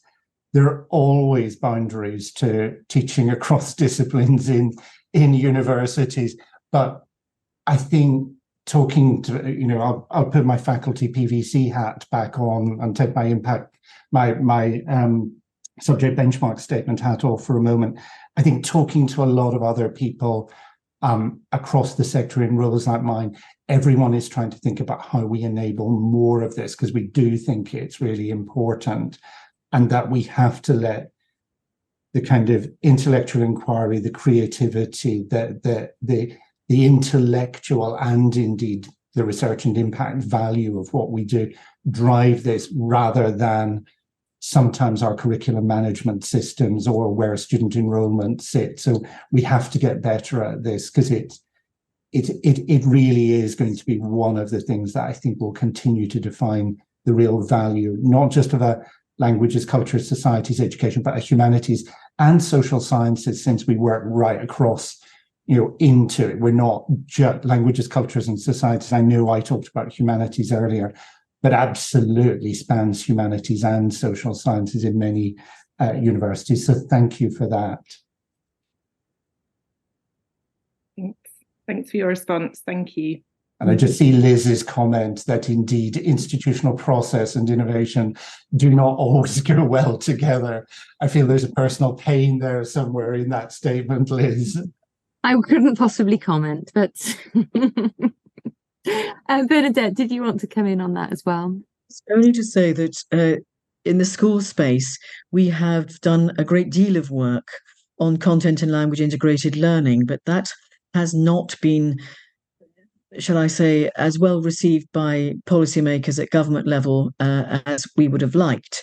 So it's still an option for schools to think about how to work through and across subjects, through language and across subjects. So that we hope will stay alive, even if it's only a special project for a focused period of time. But it gives youngsters opportunities to also engage with international audiences and to work to translanguage, to work together, and that's really very exciting also.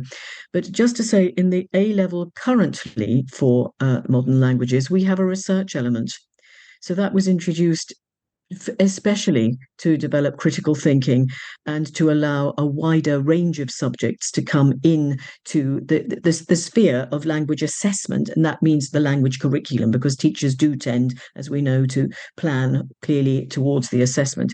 So we have tried, and again, it would be helpful maybe for universities, if they're engaging with schools, to think around that space. What can they do with youngsters researching and presenting and having audiences and engaging in those critical thinking skills that we need to develop for university? Just an area that we might think about. Thanks, Bernardette. Natalie, you've been waiting very patiently. Could we bring you in here, please? Yes, hi, sorry, I wasn't actually planning to talk, but this came from the teacher's perspective. And before coming to academy, I was a teacher, and I'm in nowhere near a ref understanding, but I could just talk about, teachers as our customers, recruiters, really. And universities can do a lot from the perspective of how to interact with the teachers is by what we do best, is doing research that perhaps focus on cases that will have long-term effect on uptake of students, and also of enlarging the numbers that take languages from a very early stage in their education. This could be by providing, solutions that will have impact directly on modern languages. And then what universities can do, start by just encouraging research that directly addresses issues such as the drop in language uptake. And I don't know whether there is anything going on, and engaging then with local policymakers. I work in Wales, so education is devoluted to the Welsh government, but there needs to be some sort of research-based element where you present a study, you present its impact, and then you engage with solutions. Also, talking about school curriculums, where always there's a change. I mean, every 5 to 8 years, there's a change of curriculum, fundamental change. And this usually starts with consultations with different stakeholders.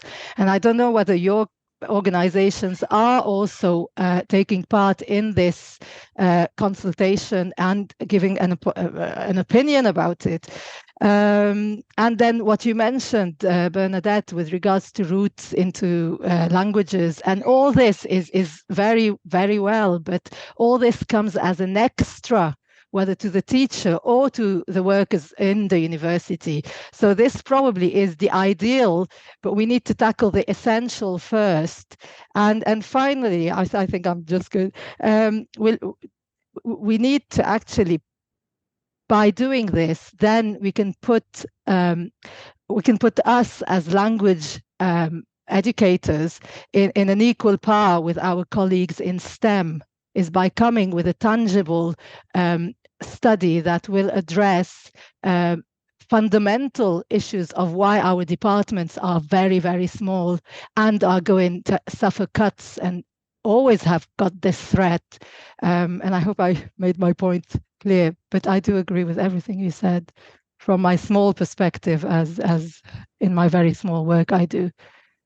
Thank you, Natalie. Before I just give the panelists a moment to think about that and then ask them to respond, and I'll just use that moment to do a plug for the UCFL January plenary session, where we're going to try and pick up on exactly those kinds of things that Natalie mentioned around making sure that some of the research we do is actually responding directly to the needs of stakeholders in the languages communities. We'll pick up on Michelle McClove's work as AHRC fellow around how we can do small pieces of work that are really impactful for smaller organisations, even when that doesn't align terribly well with the kind of the institutional perspectives, with the need of the impact case studies, that kind of thing, and thinking about ways of funding that and ways of enabling that kind of research. So that's my little plug there. But would any of the panelists like to come back on reflect on Natalie's point?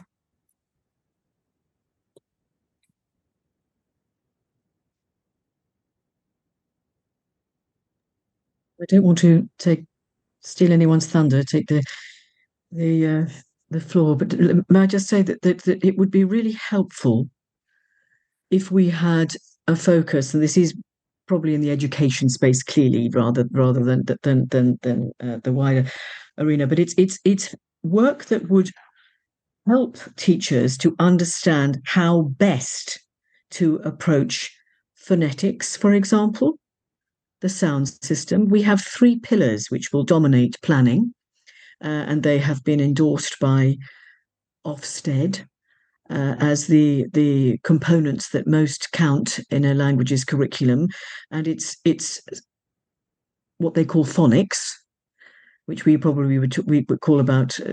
probably phonetics and phonology, but they call them phonics, obviously. Phonics, vocabulary, and grammar. Now, if you have teachers who are atomizing their curriculum to look at the 3 pillars, I think we would all agree that with the limited time that they're given, it's very unlikely that they're going to have opportunities or feel that they can, which is Liz's point, feel empowered to teach beyond that. So ways in which we could show them that you can develop phonology through engagement with rich cultural content, even at those earliest stages. It's all around language acquisition. It's around, obviously, the sounds of the language, the prosody and so on. And we can use culturally rich context to develop that work, closely looking at the way children acquire competence and confidence in decoding and encoding, all of those areas. There's not a lot of work that's gone on in that space, and we need that. We need that because that will empower teachers to feel that they can step outside very narrowly defined parameters and engage with culturally rich content and still achieve the same rewards. We will, and rewards for their pupils. So we will certainly be trying to do that within NCLE. But remember, we have to achieve so many different KPIs, key performance indicators, which do not relate to some of these in-depth research agenda foci. So anywhere, any help there would be tremendous. The nature of engagement.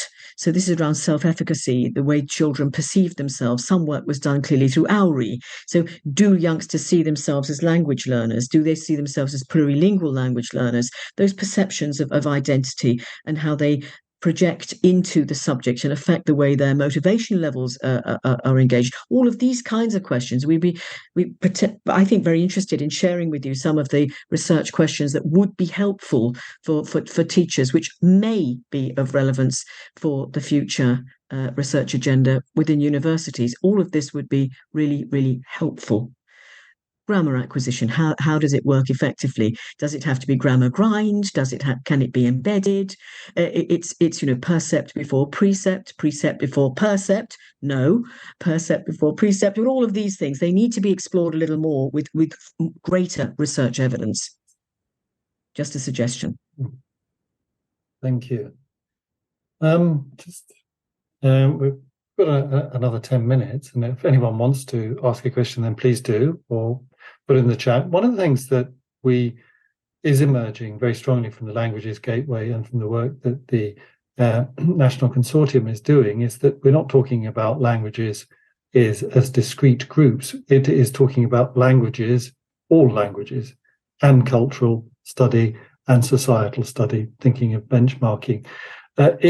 It would be an interesting exercise, and I know that Lee Wei and Bernardette, you talk to the Department of Education almost on a daily basis. But I mean, if one were to have 20 minutes to speak to an incoming government about how one should be thinking about languages, cultures, societies, you would be talking about all languages. You would be talking about its interface with culture, society. You would be talking about its impact. And I think that move to be talking about there may be areas on which a particular department might focus, but I think that is very much entrenched in the way that the subject community is moving forward, which is to talk about languages much more generally and without making distinctions between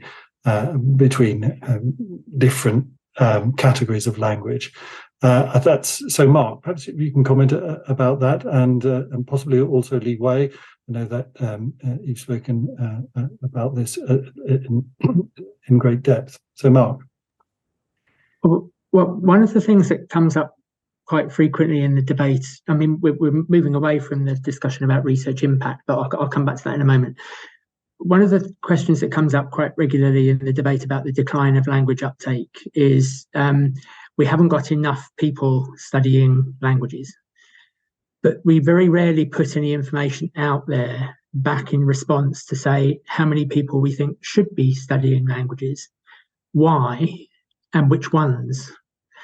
And we do still have the predominance of the languages that we've traditionally taught over the decades. There's still the majority of people are studying French, German, and Spanish. The Mandarin Excellence Program has done very well in promoting the study of Chinese. That's a little bit complicated at the moment with government policy, but there are other languages that we should and need to be teaching. And there's also a whole range of language skills and excellence in the community that we're not taking advantage of. And I don't want to rehearse old arguments about heritage languages, for example. But the notion of promoting all languages equally is very important, but we do need to have some sense of how we perceive the discipline needs to go forward. So if, for example, we were to respond to the British Academy survey that was released a couple of weeks ago that said there's a majority support in the UK for making GCSE compulsory, we then need to find ways that we're going to infuse those students who are going to have to take compulsory GCSE and not limit what they can actually do in that respect, to make that whole curriculum much more interesting. Now that's a big challenge, but this is one area that we do need to get to grips with. And coming back to the impact case studies, it would be interesting then to consider where the perceived impact that's coming through the impact case studies of the discipline on society is coming. And you, Charles Forsdick mentioned earlier about some of the relationships with, for example, medical research and other aspects of societal integration and cohesion, all those sorts of things, which probably are nothing to do with the more traditional forms that we've perceived over the decades.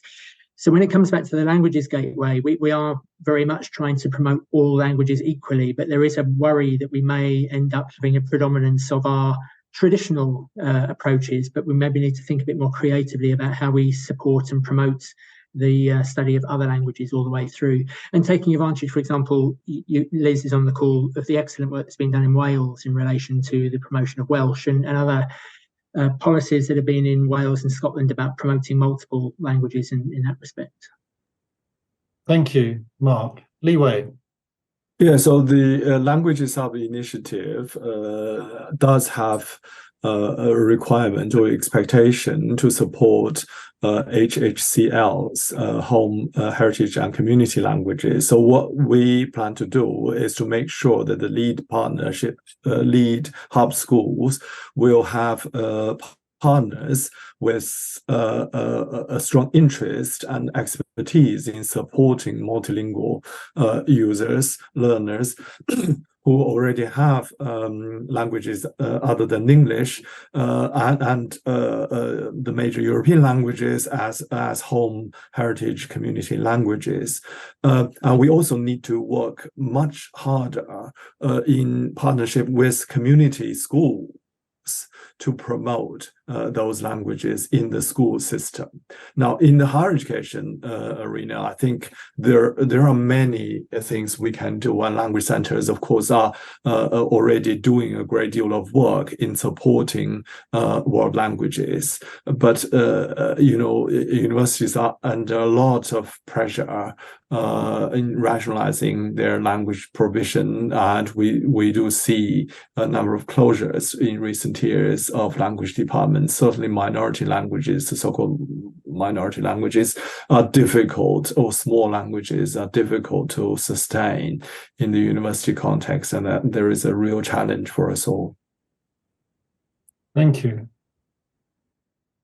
Just before we start to move towards closing the discussion, I'd just like to bring Nigel in for a second here. I mean, thinking about another distinction that it does operate is a distinction between modern languages and area studies, or a distinction between work that is culturally orientated and work that is more social science or social studies oriented. I mean, is that a distinction that is particularly useful going forward? I mean, I'm not suggesting that we change that immediately, but perhaps it's something that we might reflect upon. I think it's a really interesting question. I was struck again just in thinking last week about this panel. I did go back to the UOA 26 ref report, and obviously when you look at that, the biggest other panel that UOA 26, Modern Languages and Linguistics, worked with or cross-referred to was the area studies panel. So I think there is, something there perhaps that tells us that we are working incredibly closely already together. I'm not going to comment on whether we should be trying to subsume area studies within languages, cultures, and societies. I don't think that's what you're asking, Charles, but probably being able to articulate and think about where we are really working together and what some of those advantages are, perhaps for our disciplines and for area studies, maybe a productive way forward. That's probably as much as I'd say on that. I don't know if you've got other thoughts on it. No. Beyond that, this is an area we do need to think about and discuss in the way that we position ourselves and think about the range of impacts and what we do with them. Liz, we could ask our panelists for any last comments, or our audience, or anything that. Sorry, I thought you were asking for my thoughts on area studies. Oh, right. Yeah, well, no, that would be great. Yes. I have nothing further than what's already been said. I guess the thing that'd be really useful for us to think about now we start, thinking about impact is what's the best way of getting people to sit up and listen about the work that's come out of REF around the impact case studies? How do we best get people to engage with that? Quite a big open question. But maybe something that you could share your thoughts with. I don't know if anyone's got any thoughts ready that they want to lead with. Yeah, Mark, great. I'll just come back on thinking about the Languages Gateway again. One of the things we're trying to do with the Languages Gateway, as I mentioned, the only people who are going to help us are ourselves. We have to help ourselves in this respect. And the best way of achieving that is where we work together. And if there was a willingness, and I'm not familiar with the intricacies of data protection related things or copyright with regard to other people's impact case studies, but the case studies that we create as a discipline across all of our universities are useful to all of us. We've had a similar discussion around the use of student testimonials. So a student testimonial of a student who's succeeded in studying languages at the University of Leeds is just as useful to the University of Southampton or the University of Essex or whoever it is in promoting what we do. So I think having access at a central level to all of the impact case studies is a demonstration of what we really can do to promote the value of what we're doing, to emphasise the links between language and culture, to celebrate the work we're doing, and ultimately to inspire the next generation of students and indeed academics and teachers would be really powerful. We can do that through the Languages Gateway, but just because the Languages Gateway is there, it doesn't mean they're not accessible to anyone and everyone else. All we do is it's just a repository and a place. So I think anything we can do to do that will be really, really valuable to all of us. Thanks, Mark. I think absolutely that what we're doing, we're working as a community of linguists across the UK. Lee Wade, did you want to come in on that question about how we get people to sit up and listen? We obviously need to engage with professionals as well, who are very good and really more experienced in helping us to convey the messages. We need to broaden our networks of partners, and that's one really effective way of reaching out to the wider community, working with schools, parents, communities, and other stakeholders as well. We do need to absolutely, as Mark says, work together in this, but we also need to strengthen our support networks. I think that's a really important point, isn't it? That the network in which we situate ourselves. Nigel, did you have some thoughts? Yeah, just a couple of very short things to finish, because I realise we're just past 3 o'clock. I guess I think we really do need to try to think about how we make the work that has been put forward for REF, and actually the impacts beyond that. You know, as Charles said, we've got whatever number of impact case studies here, but they only speak to those that were worked up for REF and some of those projects. There's a lot of other work happening in our discipline that isn't even visible on the REF website, or that REF database. So how do we bring some of that forward? How do we tell some of those stories about our discipline? I think there is something for me, and I think it'll be really interesting to pick up the work that the School of Advanced Studies, Joe Fox British Academy are doing on kind of looking at the REF database of impact case studies for the humanities broadly. It's going to be main panel D, isn't it? But actually then trying to think about, well, what else can we add to this from a languages, cultures and societies perspective, whether it is drawing out. Bernardette talked about the inspirational case studies, that inspirational impact. But it may be other work that's happening in our units that maybe we just don't shout loudly enough about. And I think that is then, to pick up Mark's point, that is about, you know, us all celebrating the successes of each other's successes, you know, that we're not just, that I'm not just telling a Newcastle story, that, you know, I'm also telling a Durham or a Leeds or a Queen's Belfast or an Aberdeen or whoever story, because that does help our discipline. We've got to do that. I think there's something about impact here, and it just, I think my concluding point, it's kind of come back to some of the stuff we thought about with the HEPI report for humanities more broadly, just how we really reinforce those social, cultural, economic and policy impacts, that the real social value of what we do. I mean, social value in a very broad sense, because I think we can, what's the rhetoric that government departments use? Well, it's often strategically important, relevant, valuable. You know, those are some of the terms that are used to talk about disciplines other than languages, cultures and societies. We need to own those terms as well. And I think there's everything that we've talked about today that allows us to make that claim. It's not that we haven't been making it, but we just need to keep on making it with new evidence, with new stories, and really to hammer this home. As I think it's going to be so important for the future. And I think that's where the value of really reflecting on impact and making that visible. And I think that's why I'm sort of toying with this idea of, you know, research and impact informed education. It's just about making it visible and talking about it.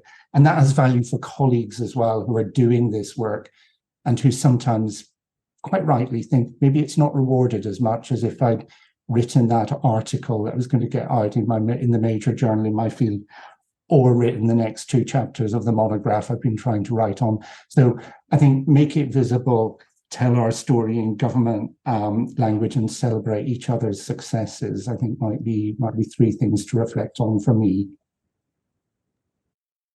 Thanks, Nigel. Bernardette? Can I just pick up again? Nigel, we're in the same mindset at the moment. I'm thinking multimodal. I'm thinking different ways of communicating our impact and soliciting, if you like, and eliciting further engagement with wider audiences. We have to change the way we convey our information and disseminate our findings. it's around also having, as you quite rightly say, a common language that government understands, if that's our target audience.